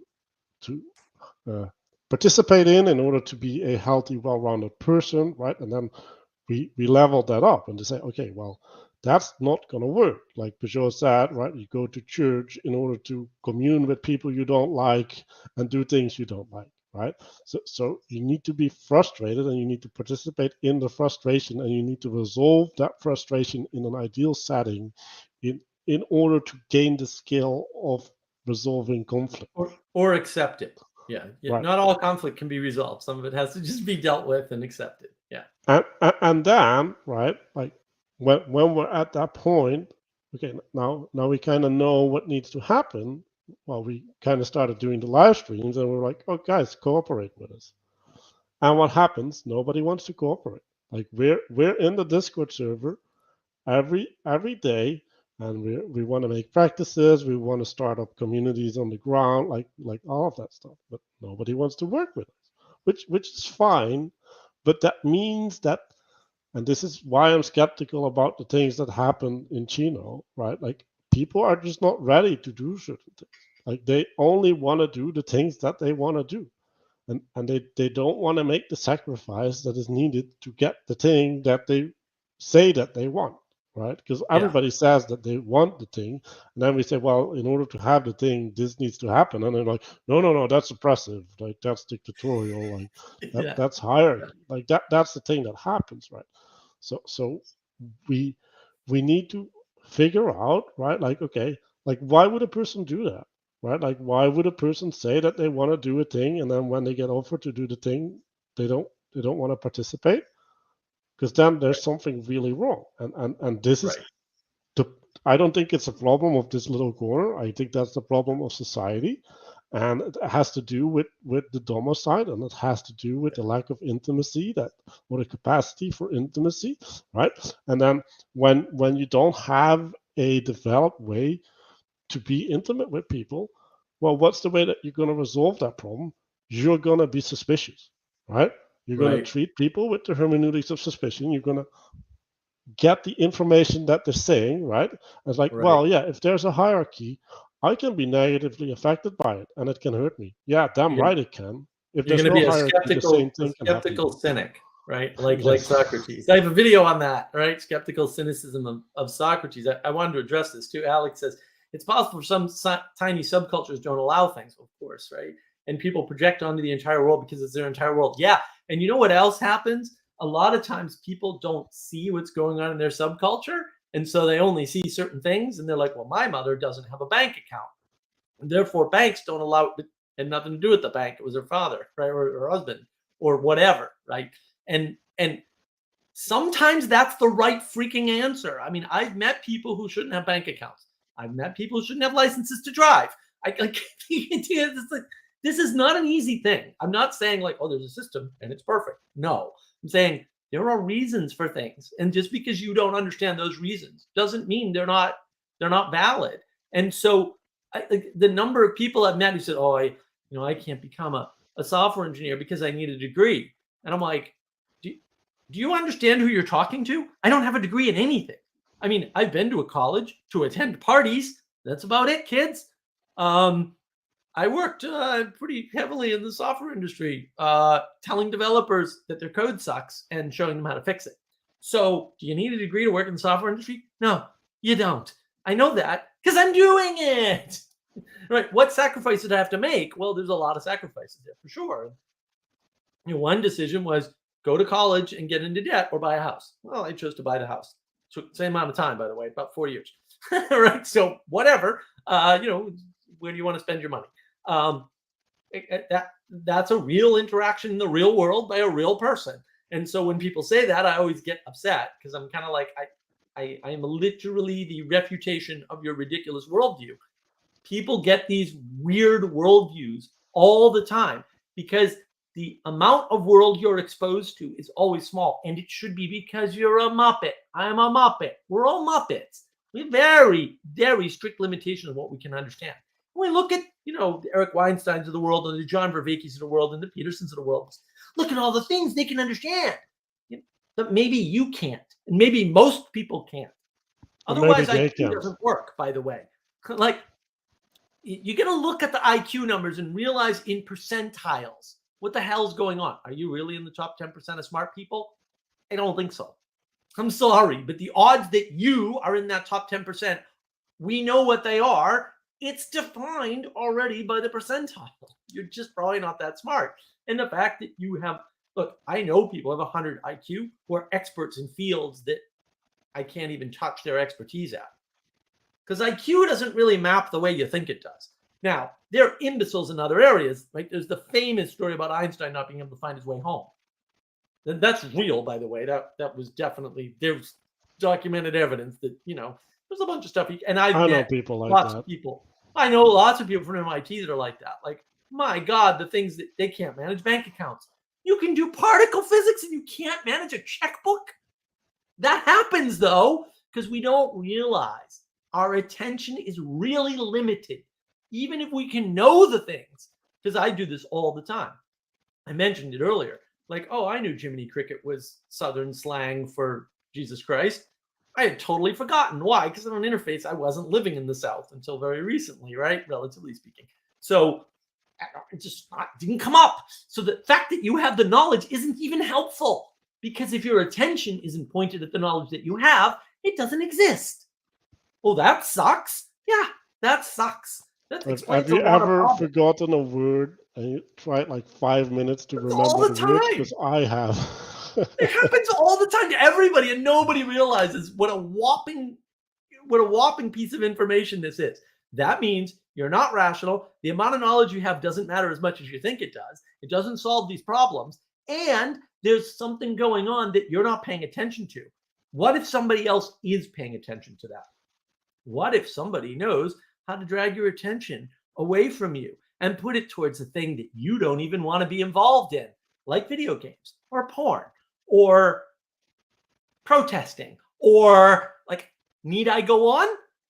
Have you seen that in the world anywhere recently? Hijacking your attention? Okay, you can blame the phone. My phone, first of all, notifications are off. They've been off all day, actually, because I've been in meetings. And then I did this. So phone notifications are off all day on this stupid phone. It's very easy to control, but we don't want to control it. Why? Right? And then to Manuel's earlier point, most people want you to do their project their way. You know what they don't want to do? They don't want to do the work. They want you to do their work their way. I'm happy to do my work my way, and I'm happy to cooperate with you and do some of your work and help you, but I'm not going to do your work your way. And that's a sacrifice, right? It's a problem. And I'm Nathaniel here. This is right on. After my own domicide, I'm very suspicious. Well, you should be. Appreciate what you guys are doing. Well, I'm glad to hear that. It's always good to get good feedback. Somebody knows what we're saying and finds it helpful. We're always like, are we making any sense? Because a lot of people, and I would argue, well, we make a lot more sense to the people who don't quite understand what we're saying in some cases. And we hope that that's true. Anyway, yeah, it's important to realize that's there, and that's part of what creates the domicide too. Is you go out into the world and you find out your little bubble of a world doesn't really represent something significant or something that you thought was important or whatever. Imagine all the people whose hopes and dreams are dashed by the fact that it wasn't just Elon Musk and his brains, but actually there was this emerald mine that wasn't really a mine, but whatever, right? That his father funded his failures on. And it was actually his repeated early failures that cost hundreds of thousands of dollars that contributed to his success. And now they're like, oh, I can't just be Elon Musk because I can't start with however many hundreds of thousands of dollars and fail a bunch of times in order to learn the lessons that, you didn't have, right? Think of all the dreams I just crushed. I mean, some people knew that story already, I guess. But and then you get skeptical and cynical. Like, oh, everybody told me Elon Musk was just smart and he slept under his desk. And that's the secret to being the world's richest man. And it's like, well, obviously not. Lots of people do that and they never succeed. So, yeah, it's important. I want to highlight something about the subcultures, right? So first of all, right, like a subculture has the capacity to go to great heights, but it also has the capacity to go to great delusion. But it's always separate from the culture. That's why it's a subculture, right? And so when you're in a bubble, don't try to apply the rules from within the bubble outside of the bubble. That's rule one, because it's inappropriate. Like there's different rules outside. That's why they're different places. The container matters. Yeah. And then it's like, okay, like I live in some sort of a bubble with Mark, right? Like this is one of the means that we're trying to get out of the bubble, right? Like we're trying to interact and uh, relate and see how people relate to what we're having. But it's like, okay, we have all of this stuff in our bubble. Now what, right? Like you still have to export it outside of the bubble in a way that people can make use of it, right? And right, that's why this apathetic philosophy question is kind of important, right? It's like, yes, right, like if we come off like we're doomsaying, is like, well, no, because like there's an answer, right? Um, like there's a way in which you can turn, right? And like we're highlighting intimacy, right? And developing the capacity to be intimate, right? Either with objects or with people, right? But it's the quality of the connection that you need to cultivate. And this is where the ecology of the practice just comes in, right? But also, yeah, just like be among people, like and cooperate, right? And then yeah, like what are the spaces where that is facilitated for you, right? Like are you engaging in spaces where you can do that? Because like I get the sense that university is supposed to be that place, right? Like that's the purpose, but it's not. Like that's not what university is doing anymore. But people, like in some sense, that is the story that people live in, right? Like that's what they think they've done. Like, oh, I have a degree from university, so now I can rationally think, and like I have an authority to Right. speak from. And then what effectively happened is you got like indoctrinated in some sort of postmodern propaganda, and you're just Right. their pawn, and it's sad. Like, Well, you're told you can be an individual and you can understand enough of the world to rationalize your way through it. And that's not true. There's no way that's possible. No one's doing that. You may think people did, they're not doing that. And that's part of the argument, we'll say, of the more religious side of this little corner versus the more scientific side, which is you think you're doing these things, but actually you're relying on an awful lot of Christian framing, a la Tom Holland, or you're relying on a lot of non-scientific language, or you're relying on a lot of standards that are set religiously, that science is embedded in, and that's part of the problem. And look, it must be tough if you think you have a spiritual home, say in the church, maybe the seventh day Adventists or whatever, and then you find out there's other ways, there's other spiritual ways to interact, and you're like, oh, and look, a lot of people, like, maybe that way is better for them because it's smaller and easier for them to deal with as an ideal to interact on earth. And maybe that's okay that they're interacting in their small way that they're interacting in, and not trying to do more than they can, because this is exactly what I'm pointing at. This is where people get caught up. They try to do things they cannot do, and then they screw over everybody else, and it's not good. And we've been given this sense of that. And I want to highlight some of these comments. Alex, I think it makes perfect sense. Well, that's good. I like that. William Brandt, Domicide is the best new jargon in decades. Look, I love Domicide. When Vervaeke brought that up, I thought it was really important way to think about the world. And yeah, and then that does bring into this other factor. When you're a materialist, you kind of set the world. This is why children are a problem. To your comment here, William, right? If we age, we change, right? That's entropy is real. Yes. Modernity makes us change more than the ancient seasonal cycle. It doesn't make us. I think modernity is a bad frame. See my video on navigating patterns of modernity, right? What it does do is it affords us the ability to make changes faster than the cyclical patterns, right? And maybe we just shouldn't. Maybe we should just tell our phone to go to hell, every Sunday, lock it in a box. There are people that do that. The Jews are especially famous for we're gonna be Amish for the day or for the weekend or whatever it is, right? Like, okay, that makes sense. Actually, that's kind of not a bad way to go because you high contrast, right? But the fact that we don't all have the same home is really important, and it's significant. that we understand what home is, that historical grounding, that contrast, that way, that place to stand, to build from.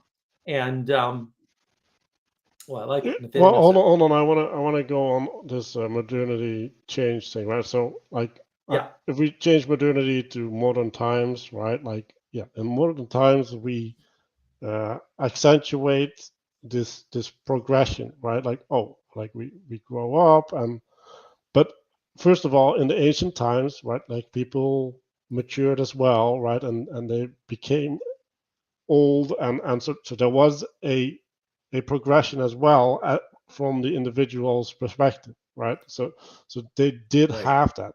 The only distinction is that we somehow have introduced this myth that emergence is good, right? So Yes. like when we're going through this change, we need to invite the change for the sake of change, because there's this eschatological aspect to this change that's inherently good, and Yeah. that's the problem. Like going through Right. change is not inherently good, because change doesn't have a direction, right? And the goodness is the direction. So the goodness is judging whether the change is good. Like the change has to conform to the goodness. It's not defining the goodness.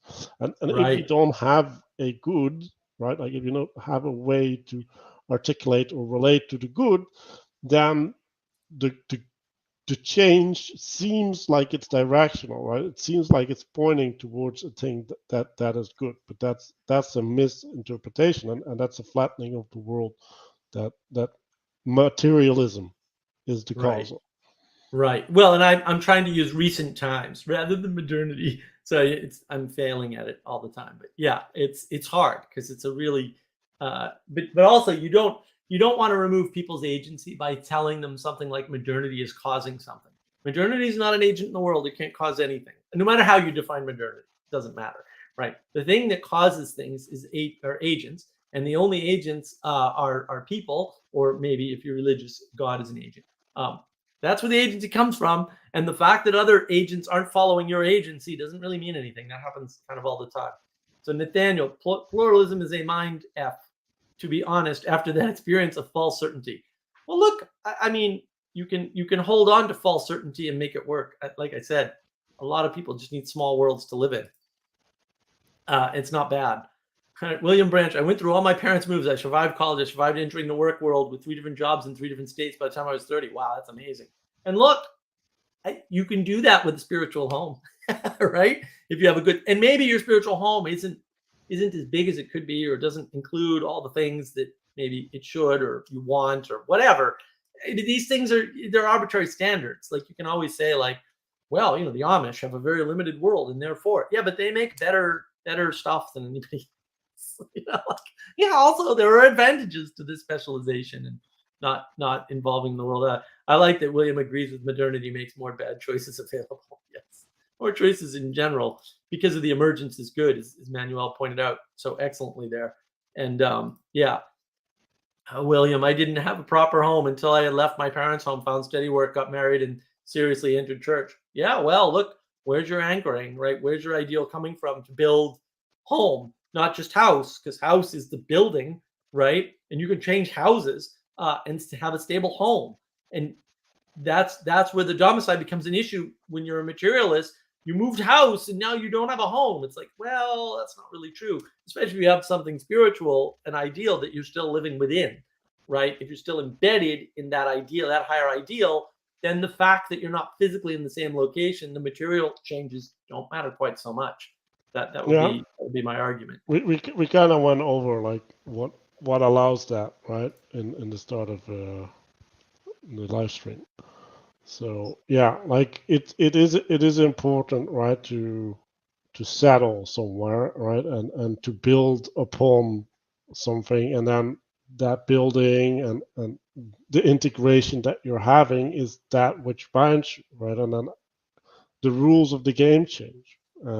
And at a certain point, you were talking about transformation and not being able to relate to experience, right? Like the way that you're experiencing the world is not comparable to how you were relating to the world when you started off, right? And this is why you can't give you can't convince people of this or whatever, right? Because like they don't have access to the experience. They don't have access to the imagination even, right? Right.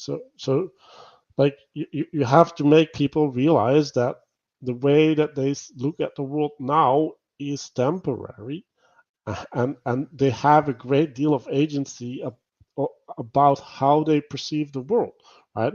And when you take responsibility over that agency, right, within the proper framework, obviously, you you can start living a completely different life. Like your experience is not the same as it was. Yeah. Yeah. It looks like so. William says having a child was a great add-on. Yeah, it is. I don't have a castle that needs a male heir that will maintain the dynasty. Well, you do. You just don't have a material castle. But getting through this process of young adulthood has always been hard, even if the son is only one to provide it material. Yeah, well, that's the thing. Like, we all struggle with the change. And when we're not recognizing that the world has changed, like, without change, the world doesn't. There isn't a concept of world because you have no contrast. You can't see, right? So time is really important. A lot of people collapse time. And what happens when you collapse time? Well, why can't children consent? If time doesn't exist, they're not going through it. And therefore, right, like, these things are related rather directly. Or if I choose my identity, why can't I choose my identity in the consent? And like, what are you complaining about? Just choose your consenting identity. I can choose to identify as a child. Like, I can, yeah, right. And then it gets into a whole mess because you've destroyed the structure that was holding reality together effectively, and you've reduced time to zero and not accounted for it. And look, it's weird that all these people tell me they've read Plato, The Republic, and then it deals with this explicitly. It's in book 2. Like, what are you talking about? The problem of forbidden knowledge is right there. The problem of time is right there. The problem of change. It's like, well, yeah, you can do a lot of things if you assume everyone's a rational adult. All the people on the planet are not rational adults. No. First of all, when you get older, you get senile, a lot of people, right? And second of all, children, right? And the amount of rationality, as we pointed out in the moment, changes because our memories are faulty. Like, this doesn't solve anything. It's just not true enough to be helpful to building anything in the world. And that's it. William, when I was 18, I had no clue about adulthood. Yeah, me either. Oh boy, did I make some mistakes. It was confusing and scary, and I was shy. Yeah, millennials just think they are the first to go through this. Yeah, well, that's true. To a large extent, a lot of the problem is people don't see other people having the problems that they have. And that's a big problem. But like, most people have the same problems that you have or have had them, and we don't talk about it. That's the recession of the body of the church, right? The people in the church. They're not talking about the struggle. This is Sally Joe's great testimony. No one's talking about the struggle they're going through as part of whatever experience they're in, whether that's a church experience or it's an experience with their job or growing up or whatever it is. That's why I get frustrated when I hear, I have to live at home because I can't afford to buy a house straight out of college. I know of 0 people who had ever did that. Ever. 0. Actually, none. I'm sure there are 1 or 2. I just never met them. Right? Like, there are wealthy people who don't have to do that. The wealthy people are by definition the 1%, guys. I don't know any 1%ers. So yeah, I want to go in. Well, I guess I want to go into this a little bit, because Hi, what does it Bubble Biz. even? Good to see you. I don't want to Hi, skip over his Bubble. comment. He said hi. Can skip over it, but that's fine. He doesn't need emotional support. Validation, Manuel. Validation. Well, yeah, but like what do we mean by emotional support, right? Like, first of all, like, do our parents have their emotions in order, right? Like, are you sure you want emotional support from your parents? Like there's a good chance that that's maybe actually not what you want. And then it's like, what, like, sometimes like you're just a rebel or whatever, right? Like, you just and you're unreachable, right? Like, I was unreachable during a lot of my early years. Now I'm gonna try and be fair to myself and say, well, that was just because there weren't the right people to reach me. But on the other hand, right, like I was still rebelling, right? Like, Well, where would you have gotten that, right? You would yeah, have, maybe it didn't come, maybe it couldn't have come from your parents, right? Maybe it had to come from a larger community that you didn't have, right? Or whatever. Maybe a church community or something. I don't know. yeah. Just Or throwing that out you need an authority, right? And then well, like you have to accept the authority, right? And then the authority has to be competent because else they're gonna blow up in your face, right? They're gonna betray your confidence because you've got all this suspicion against the world, right? Like we have to remember that we're really suspicious, right? And so when and this is one of my problems with Christianity, right? Like they can't argue their point. Like they can't argue for shit. Like there. Yeah. I know that I'm a tough Terrible. cookie to argue with, but like you if you can't argue your position, like why are you convincing me? Like for real. Like Right. even if you're Right. right, like and that's kind of like you what was it?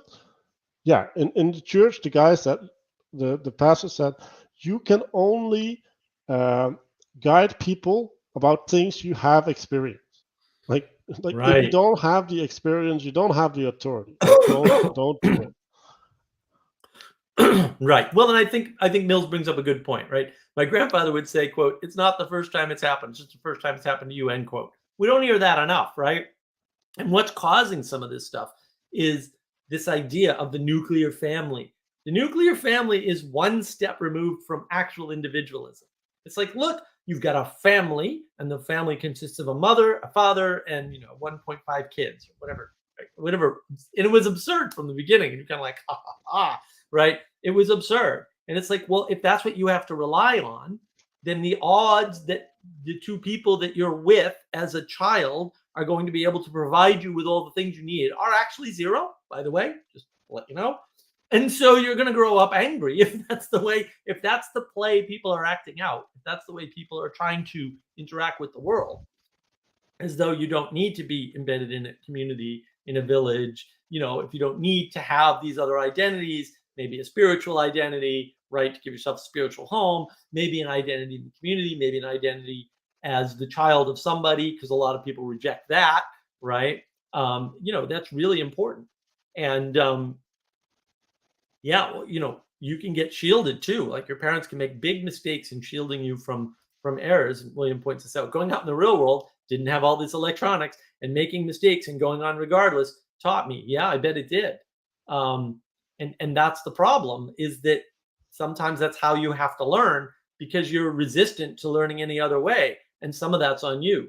And William, I would have loved to have had more advice and affirmation from my parents, right? Well, but as a reader, I have many heroes. Yeah, well, and people get very attached to that, and then they don't want to give up on their Socrates or their Plato. They feel an allegiance to these dead people. That's necromancy. Just in case you were Yeah. curious. And Vervaeke talks about this, right? Like it's really, really dangerous if you try and educate yourself, right? If you don't have a tradition in which you get educated, because like you're basically a puppet of fate at that point, right? Because like how are you selecting the things that you're reading, right? And how are you understanding that your understanding of your reading is correct? Like there's no standard to apply to what you're doing, right? And then we go back to this emergence is good idea, right? It's like, well, the only way that would be justified is that like if you just get more things, that it would automatically work. And it's Right. like, well, yeah, reality is a correcting factor, right? And like, yes, if you're going out and you're making mistakes, right? Like you learn about reality, and if that's the way that you check, like you put a check upon your ideas, that's great because now you're grounded in Right. your participation at Right. least. But if you are like going to college and you're skipping class and you're watching YouTube videos and reading Wikipedia pages, right?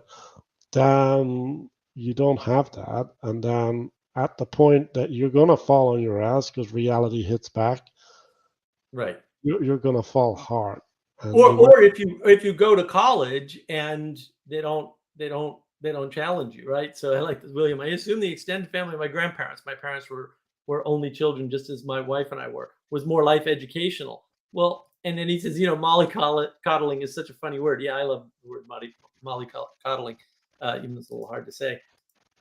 This is the problem of affluence. What's affluence? Look in the older stories. You're going to find all these stories about these people who grew up. The story of the Buddha is a great one, right? It's right there.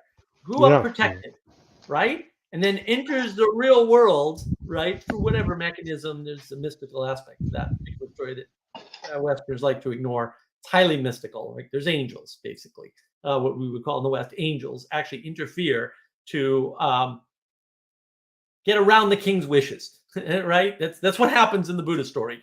I know nobody talks about it, but it's right there, guys. Like really, right? And so it's in all these stories, by the way. But there's always this story, and you see this in all kinds of stories, where there's an upper class person and they are coddled. They are kept away from the consequences of their actions. What is affluence, my friend? What is affluence? Affluence is more people have more availability to keep themselves and their children away from nature, away from the direct reality consequences of their actions. That's what affluence is definitionally, I would argue. And because of that, we're taking advantage of that affordance that isn't available in, quote, modernity or recent times, as I like to call it, right? And that's causing a problem. And that, even though that pattern's there, that story's everywhere, we don't engage with the old stories because they're fake now. We don't relate to them. But actually, the problem is affluence, and if you take it too seriously, causes all these issues. You can argue about Elon Musk and his family, paying for him to fail, but man, that's way better than them not doing that, right? Like not giving him the opportunity to fail, actually making him succeed in spite of himself. He wouldn't have learned any lessons. yeah. And I think it's also really important that to realize that affluence is not only a separation from nature, but it's also creating a livable fantasy, right? Right. Like I've Right. been Well listening to said. this derivatives trading, which is like 300 times the size of the global economy, right? So we're treating in fictional money, right? Something that's 300 times what we produce, Right. and that's okay. No, that's just a fantasy, right? And the only Right. reason that is possible is because everybody has too much stuff and they don't care. Like that's the only reason why that's okay. Right. And Right. and there's a lot of people getting rich from that, right? Like there's creation, like fictional creation of wealth by magic, By and magic. because it's too far away from people to even keep track of it or get upset, and then like even if you know about it, like what Yeah. are you going to do about it? Like Yeah. you don't have any agency on that level. Yeah. Yeah. Nassim Taleb talks about that. He doesn't like complex derivatives because he can't understand them and doesn't believe they're real or reasonable. He's correct about that. William, it'd be very difficult to bring back an extended family of 100 years ago. No, it wouldn't. Look at the Amish.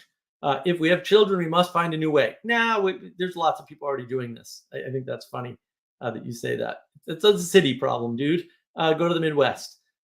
Right. I only see local living congregations as a substitute. You don't need a substitute. You can just, like, you don't have to play the game. You can actually play that 100-year-old game. No one's gonna stop you, I promise. Right, there are options, but you don't have to take those options. And Bubble Viz, Buddha the Molly coddled prince. Yes, indeed, that is the story of the Buddha. Read it carefully. You'll see it right there. You'll see the mysticism too. Mills. I really had a poetic metaphor about pond ripples converging. Yes. The next day, I tossed 2 rocks in the pond and they did not converge at all. I laughed about it. Reality checks are good medicine. Yes, they are. They are. William Branch. We stayed active in church for our daughter's sake, and I have to hope it did all that could be done. Well, it certainly offered the affordance. I mean, look, we've talked about this before. The difference, or at least I have, right? The difference between The crisis of faith and the meaning crisis. They're different things. In one case, you had something and you lost it, or you had an affordance for it and you lost it. In the other case, that affordance was never available to you. The meaning crisis people never understood these core concepts. So that's a pretty big difference. So even if a quote doesn't work, right, it did something, and that something may work. It may work later.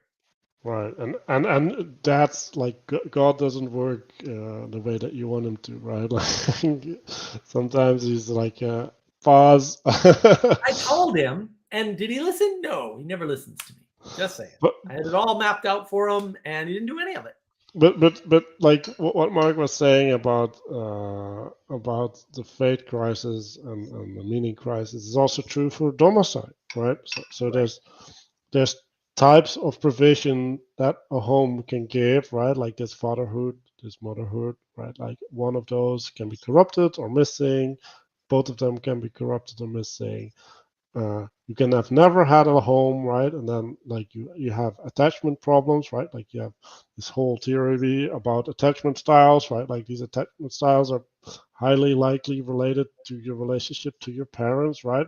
Like, oh, when you're crying, is your parent reacting to them, or do you need to cry harder each time that in order to draw their attention? Because like if you need to cry harder, that is a rule about the world that you're like integrating at like a really really early level, and that has certain implications about, okay, you're going to insist to get that attention, because if you insist you're going to get the attention. So now you're going to be really obnoxious when you're relating to people, right? Like you're just going to double down on being the center of attention, and like stuff like that, right? Like it's just like, because like what is that? That's you recreating your home, right? You're recreating Right. the environment that you had at home at this new place, and now these new people are not your parents, right? So now you're going to create new dynamics. You're going to create interpersonal dynamics which are corrupted, right? Because like that's not how you should be acting. And yeah, like that's kind of what the domicile is, because now you can't generate the intimacy, right? Because you have this Right. corrupted relationship. Right. Right. Well, and I want to point this out. William says, once King becomes an adult, it is only him, her, and the Holy Spirit. Well, if they have an affordance for that, that's meaning crisis versus crisis of faith. We can only make an appropriate adult child support. Right. Well, and that's where affluent parents can fail to fence up. No, look, you can deny your affluence. You can move to a smaller house for the sake of your kids. You can move out to the country. You like I've seen people do it. I know people that do this, right? They live in the city, they have a kid, and they move the hell out of the city, and they raise the kid in the middle of nowhere on purpose, and they give up their high salary and all the affluence for the sake of their child. I've seen people do that. The Menendez brothers being the most tragic example. Well, William, look, there's a thing called the Billionaire Boys Club. I don't know if it's a movie or a miniseries or whatever. It's fascinating though. Same thing, right? Where these affluent kids were just living in a fantasy world, and it's a problem, right? They were unconstrained, and they were able to generate this fantasy and rip a bunch of people off, and murder ensued because money was the only value, wasn't just the highest value, it was the exclusive value. Life wasn't worth anything. You see that with Sam Harris in My Highest Value on Navigating Patterns. Check out that video. That these things happen, and they're super dangerous. William says, I was very fortunate to have a stable home environment growing up. Well, maybe a stable spiritual home is more important, right? And we tried as much as we could to do the same for my daughter. Well, that's lovely. It's weird, right? There's that weird sort of discussion in this little corner about the sons of missionaries, sons and daughters of missionaries, and how the children of missionaries interact differently in the world because a lot of them move a lot, and how they're able to be well-grounded anyway. And Williams, yes, the original sin argument. Look at that. Life is broken, but we must never give up. Yeah, well, materialism isn't perfect, and we must have that higher spiritual home to model our material home on. Otherwise, domicide will ensue. Oh, and Mills says, very substantial discussion as always. Well, that's lovely for you to say. I hope that's true for everyone. You're most welcome. I'm very happy to hear that feedback. That makes me happy. Somebody understands something that we're saying and finds it useful. It's good to know. Yeah. It's good. What do you It's think, good to. Manuel? I'm pretty beat. It's been 3 hours and nobody wants to help Yeah. us. Well, It's late over there. You got to get to I bed soon. yes, I do need to get to bed too. So I had some other archetypes of corrupt homes, right? So you have the Sure. mama bear, right? So you have the overprotective mom, or like the mom that goes out and attacks, right? Like there's all of these ways in which there's these corrupt inheritance, and like yeah, we could go over that, but it's less important to go to the specifics and more important to realize that that is a factor, right? Like there's Yes. an expression of your parent, and that can cause you to feel domicide, right? While you like the reality isn't really true. Like I did get kind of touched by this story from Chino where this guy was sitting in his tent feeling lonely, right? While there was people outside having fun at the Right. campfire, right? Right. And I was like, yeah, like that's that's really problematic if you get to a place where like what you need is there, and you can't get access to it, like that's real rough. Yeah. But that's you too, right? As we talked about this earlier. Yeah, the thing that causes loneliness is you. The thing Right? that causes loneliness isn't modernity or money or the callousness of others. It's really just you. Well, yeah. Um, are we gonna do this? Yes, Nathaniel. Any thoughts on Kierkegaard? Many thoughts. They're very easy and oversimplified. However, I think they're totally justified, and people give him way too much credit. When John and Chris released these videos recently, I kept thinking about your soothsayer stuff, true irony, true right Christianity, attachment problems with the church, etc. Look, Kierkegaard's very easy. These people and they're like complicated philosophers. These guys are easy. They're all projecting their personal problems onto the world and trying to solve them there instead of just participating in a way that they could solve their personal problems and not bother the rest of us with it. Kierkegaard is a prime example of this. Here's Kierkegaard, the whole thing. Kierkegaard is Luther for the Lutheran Church. That's it. It's the whole thing. It's just that pattern of Lutheranism, of Protestantism, remanifesting within the solution, right? Because that solution wasn't a solution. Splitting off from the Catholic Church was the wrong answer. Hint, right? And therefore, once you splinter, the splintering keeps going. I don't think that's debatable. Protestantism keeps splintering, right? The churches keep destroying themselves over time, and therefore they don't have the lasting power of Catholics or the Orthodox, either of which I'm totally fine with, by the way, because they have lasting power. And I'm kind of big on actual evolution, where lasting power is an indicator of good things. It's not goodness, but it's an indicator of good things. And so Prerequisite. it's maybe a prerequisite. Yeah, maybe even a prerequisite, but it's at least an indicator of good things. And things that don't have that quality is an indicator of not good things. And Protestantism can't have that quality by definition because it's an identification against. That's Kierkegaard. Don't listen to him. He ain't got nothing to say. And whatever he has to say is not going to last because it didn't last. And he was railing against something that also didn't last. For me, I engage differently with questions like that, right? So Kierkegaard, like why engage with Kierkegaard? Like for real, like you have all the things in the world that you can engage with. Like why pick Kierkegaard? And I'm gonna tell you, you're not gonna give me a satisfying answer to that question. But let's say you do, then okay, you get out of Kierkegaard what you get out of it. Like my opinion isn't gonna matter for that aspect, right? I'm just gonna say that probably whatever you want to get, like there's better means to get it. So like screw Kierkegaard.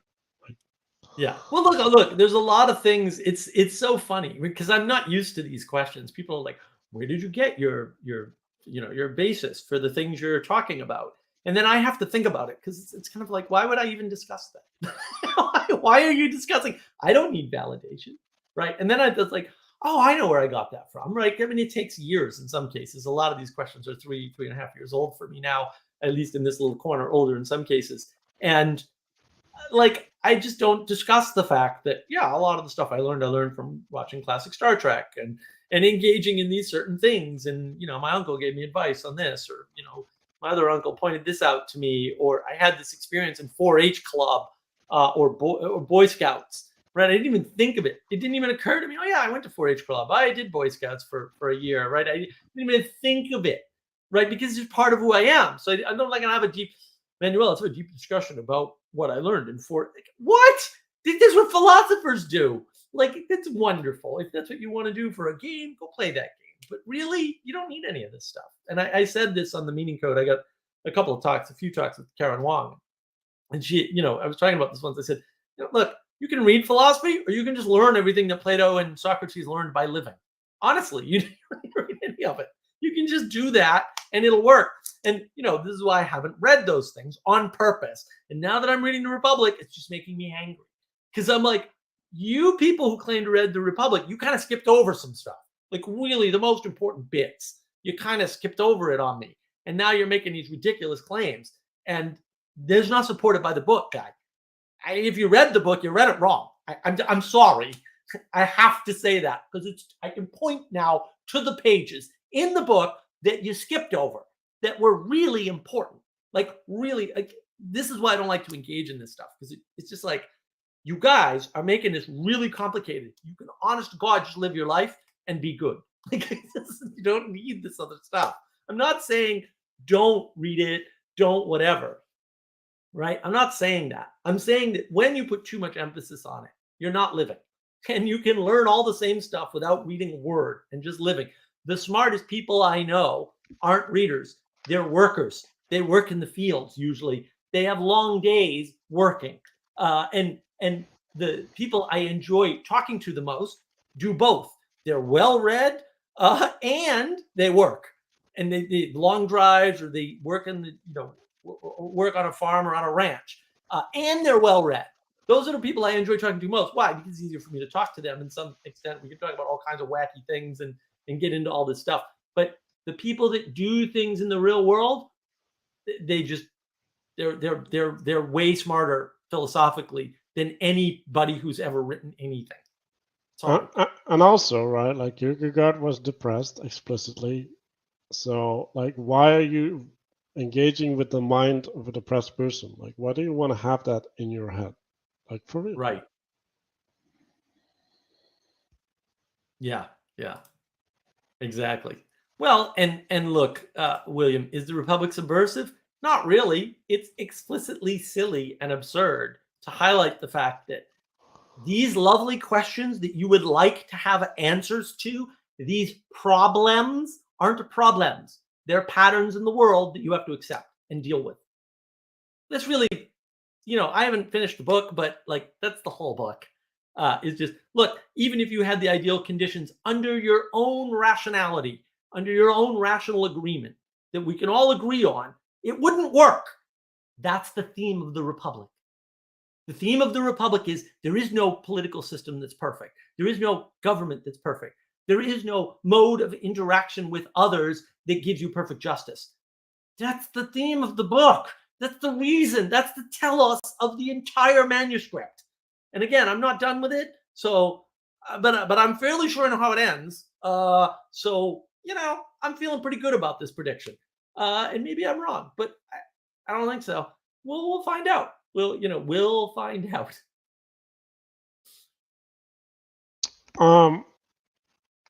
I don't think truth is simple, because truth requires discernment.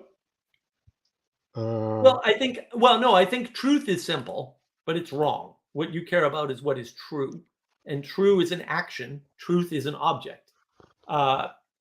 Objects decay because entropy, and therefore what you need to pay attention to is the true. And being true is work, it's effort, it's struggle. And that's a subtle difference, but it's significant, right? It may seem subtle, but it's really significant. Well, or a different way to say that, right? Like even if there's truth, right, which is static, you're not static, so you're always going to be in a dance. So, right. Like, it's no use to conceive of it that way. Exactly. Yeah, that's well said. I want to deal with two things. Well, first, let's do William. One of the first critical view is the question if you are dealing with a real problem. Yes, Vervaeke characterized this thing as perennial problems, and then what he describes are not problems because they don't have solutions. Like grief does not have a solution. If it doesn't have a solution, it's not a problem. It's a pattern. It's a perennial pattern, and it repeats for sure. There are perennial patterns that repeat. Most of us are going to hit. Most of us are going to hit grief. There's no solution to grief. You don't solve it. It's not a problem. That would be my argument. And there's nothing wrong with that. Like we live in a very scientific world, and science deals with problems and solutions. I get it. But the world we live in is not mere problems and solutions. That's too narrow, too small, too contained. Um, Nathaniel, it's similar to listening to sad and angry music, right? 90% of everything popular, true. Thinking that it's relatable and cathartic, but it's just selling more of the same. Look, yeah, but here's the problem. You can go too far the other way. We kind of talked about this earlier with Sally Joe's great testimony and stuff. You can't never talk about things that are sad and angry because sometimes we get sad and sometimes we get angry. And it's good to know that you're not the only person that ever got sad about the same thing or angry about the same thing. It gives you that sense of home, right? Oh, everybody in my community is angry about electricity because I'm Amish. Oh, fair enough. That's good to know, right? It gives you that sense of home, right? Everybody's angry in my community about the weather because I'm Dutch. There you go. There you go. Right. Or everyone's angry in my community about taking religion, the teaching of religion out of schools. Fair enough. That's a good thing to have a community around and about. But if that's your primary exposure, you're over identifying with the negative, right? If you're reading Kierkegaard, I would argue you're over identifying with depression and negativity. And you don't need to do that. There's a better way to engage, to realize, oh, Kierkegaard was depressed and negative and skeptical of his church, which was skeptical of the church back when there was really only two in the Western world, or one might argue one. Fair enough. Okay. But is that how do you want to be skeptical and cynical for your whole life? See navigating patterns for more. Yeah, and it's like, well, so you listen to the music, right? You have the feeling, and then you take the lesson of the feeling, right? Like the feelings are there for a purpose. They're not Right. there to be felt. Like this Right. wishy-washy new age bullshit of feeling your feelings. It's like, no, like the feelings are there because there's something beyond them. Right. And if you don't engage with the beyondness, and like if you need the music to engage with the beyondness, fine, right? Also, you need to get out of that pattern, but maybe not right now, right? But Right. like ideally, you need to get out of that pattern. Nathaniel, maybe he would have made a good Catholic. No, he would have made a good Luther because he was a good Luther, right? The problem is all the problems in Catholicism are still there when you're not in Catholicism. And just Luther didn't understand that because he was an idiot. Like a lot of people are like, oh, this guy's really smart because he did this. It's like, was that really smart? Are you sure? Because it seems stupid. Like at some point, are you sure he just didn't do something rebellious and people are going, he's really smart because I'm a rebel too? It's like maybe he wasn't really smart. Maybe he was an idiot, right? And I'd make that argument for all philosophers past Aristotle, actually. A lot of them seem like idiots to me because they made really basic mistakes, just very basic, like that axiomatic assumption, like Immanuel Kant, 4 axiomatic assumptions that are just obviously incorrect. And when you proceed from there, you're going to get bad answers. And of course, he did. And I think, right, like we were talking about the affluence thing, right? Like, okay, I think Kierkegaard was really affluent, and because he was affluent, he never made leaps in his life, right? So then he had to make the leap of faith, and then it was a really big deal because he never did it, right? And he couldn't do it. While Right. if that's a natural thing, right? Like if you're just participating in that pattern as part of life, Right. that leap is like a step, it's Right. like every other step you take. Well, and Thoreau did the same thing, right? You read Thoreau's Walden, which I did when I was a kid, and you're like, oh, wow, this is really deep. And he spent time in the woods and blah, blah, blah, blah, blah. The reason why he was able to write about the woods is because he was wealthy. and look, I've been to his cabin. I lived in New England. I lived in Massachusetts. We went to Walden Pond all the time, literally in a summer camp. We went to Walden Pond like every day. And I've got there's a video or There was a video out there of me taking a rock and putting it on the rock pile where his little cabin was. The fact of the matter is he went home every night for dinner. It was a 2-mile walk or something to the Thoreau farm, which is right next to Walden Pond, right? And it is a big farm too. It's still there, but like it's huge. And so his affluence was contrasted with him spending time in the woods without his affluence. And then he was able to, in that high contrast environment, write really deep and meaningful things. I love Thoreau, by the way. I'm not throwing shade on Thoreau at all. I love the guy, but it's that contrast from the affluence that allowed him to exemplify being alone in nature. But you can't do it without the affluence. So being like, ooh, affluence is bad. You should live like Thoreau. He lived in affluence. Like, you have to appreciate nature to some extent. Otherwise, nature's just every day I got more nature, right? You need that contrast. You just can't be all, you don't want to wallow in your emotions, right? You don't want to live in your emotions, to Manuel's earlier point. You don't want to get stuck there. And that's what romanticism did, right? Yes. It's like it's almost like kind of like a monastic impulse to extreme experience, right? It's like Right. like it's kind of like all these extreme sports now. It's like, yeah, you're gonna do this really extreme thing to have done it, and then you're special, right? Like it's like a perverted type of sainthood, right? It's like are you gonna be worshipped because you walked across the Alps or whatever, right? Like is that the thing that you want to be known for, right? Like I get it, right? Like I get the high that's in there, right?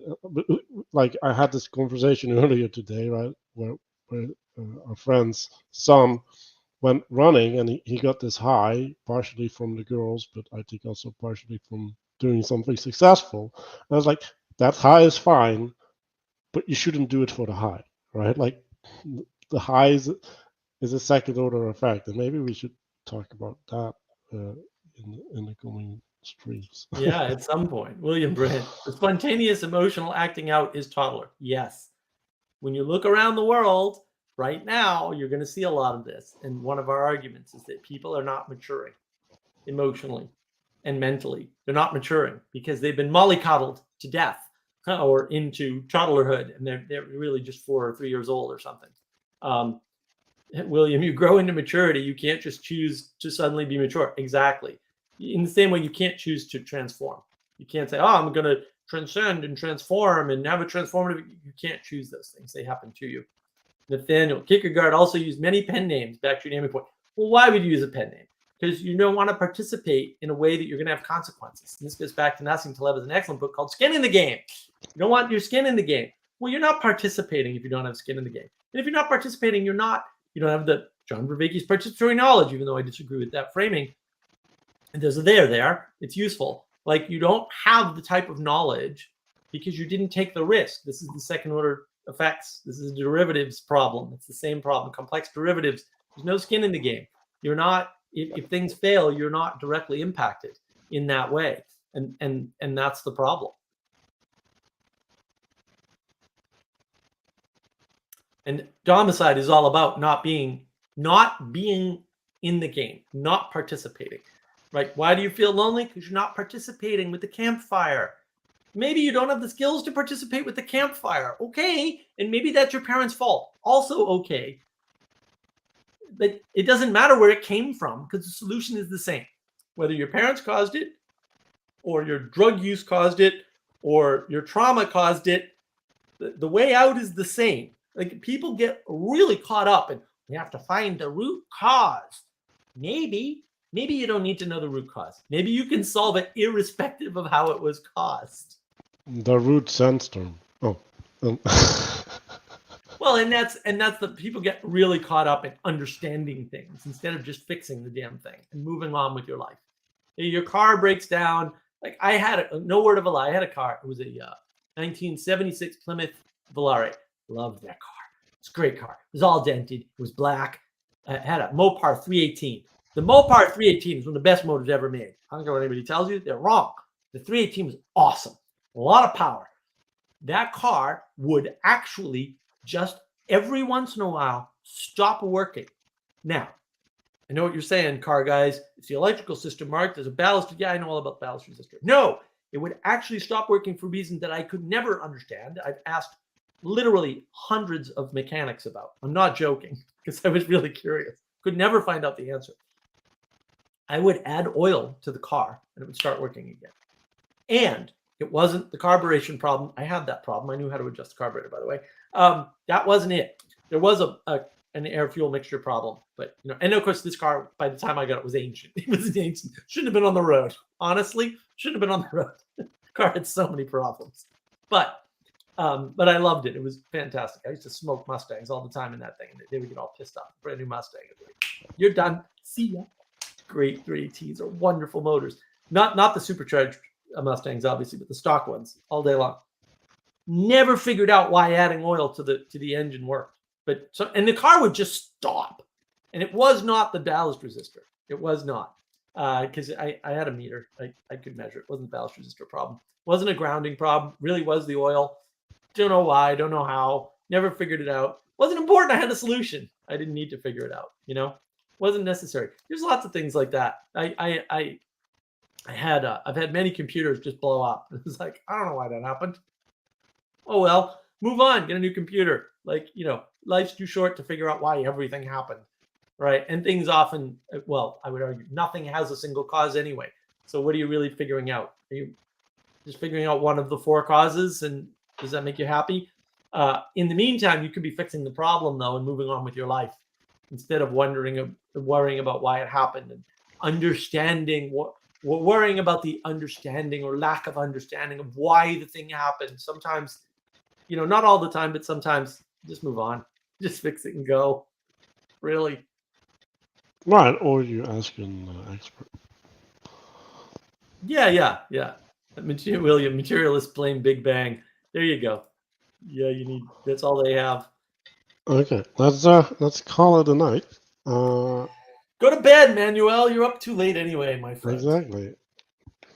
But it was lovely, everybody. Stop yelling at me. No, I won't. I'm your friend. I have to yell at you to be a good friend when you're up I was late. already going to bed, but now I'm not going anymore. Oh yeah, you're going to be disagreeable. Where's this Domicide? Like, you can disagree yourself right into illness if you'd like. Is that the bottle of the whiskey bottle I need to look? Just identify against me because I'm yelling. That's a good idea. Exactly. That'll work well for your life. Is that 5-year-old behavior? Remember, you've been upgraded. Yes, you're a whole 5 years old now. Congratulations. You're making wonderful progress there. Look, everybody, thanks. This is a lot of fun. It sounds like some people got something out of it, which is always just wonderful and lovely to hear. And really appreciate the engagement. Yes. We're going to try to do more of these. It's been hard. Things have been crazy for both of us. But yeah, we're going to try to do more of these if you like them. Certainly subscribe to Navigating Patterns. Look at some of my other videos. Go on Agapic Orientation on Manuel's channel. Look at some of his stuff. It's great. He's got a great interview with Vanderklay. And his interview with Father Eric's really good too. Those are really important interviews, I think. Like, comment, subscribe. Tell us what you want to see more of, what you want to see less of, right? And we'll do our best to accommodate. Can't promise, but we'll do our best. And I want to share the book club on Plato. Oh yeah. Our Texas Wisdom community folks, join that. Like, we're going through the Republic, and I'm gonna miss that. Oh, I missed last week. I might miss this week. We'll see where I land when I get up north. But yeah, join us on the Republic. It's been I won't miss this week actually. But yeah, like we're doing the book club, so I think there's a Discord link in the subscription as well, so you can even join us. It's every Saturday at 9 a.m. Eastern. Yeah, I think is it 10? Oh, it's 9 at 9. Is it 9 Central, 10 Eastern, something like that? I forget now. Crazy American times. Crazy American times. It's either 9 or 10, depending upon what time zone you're in. You can find out on the Discord. There you go. Yeah. Thanks, guys. It's been lovely, as always. Really appreciate the engagement. And we'll talk again soon. See you.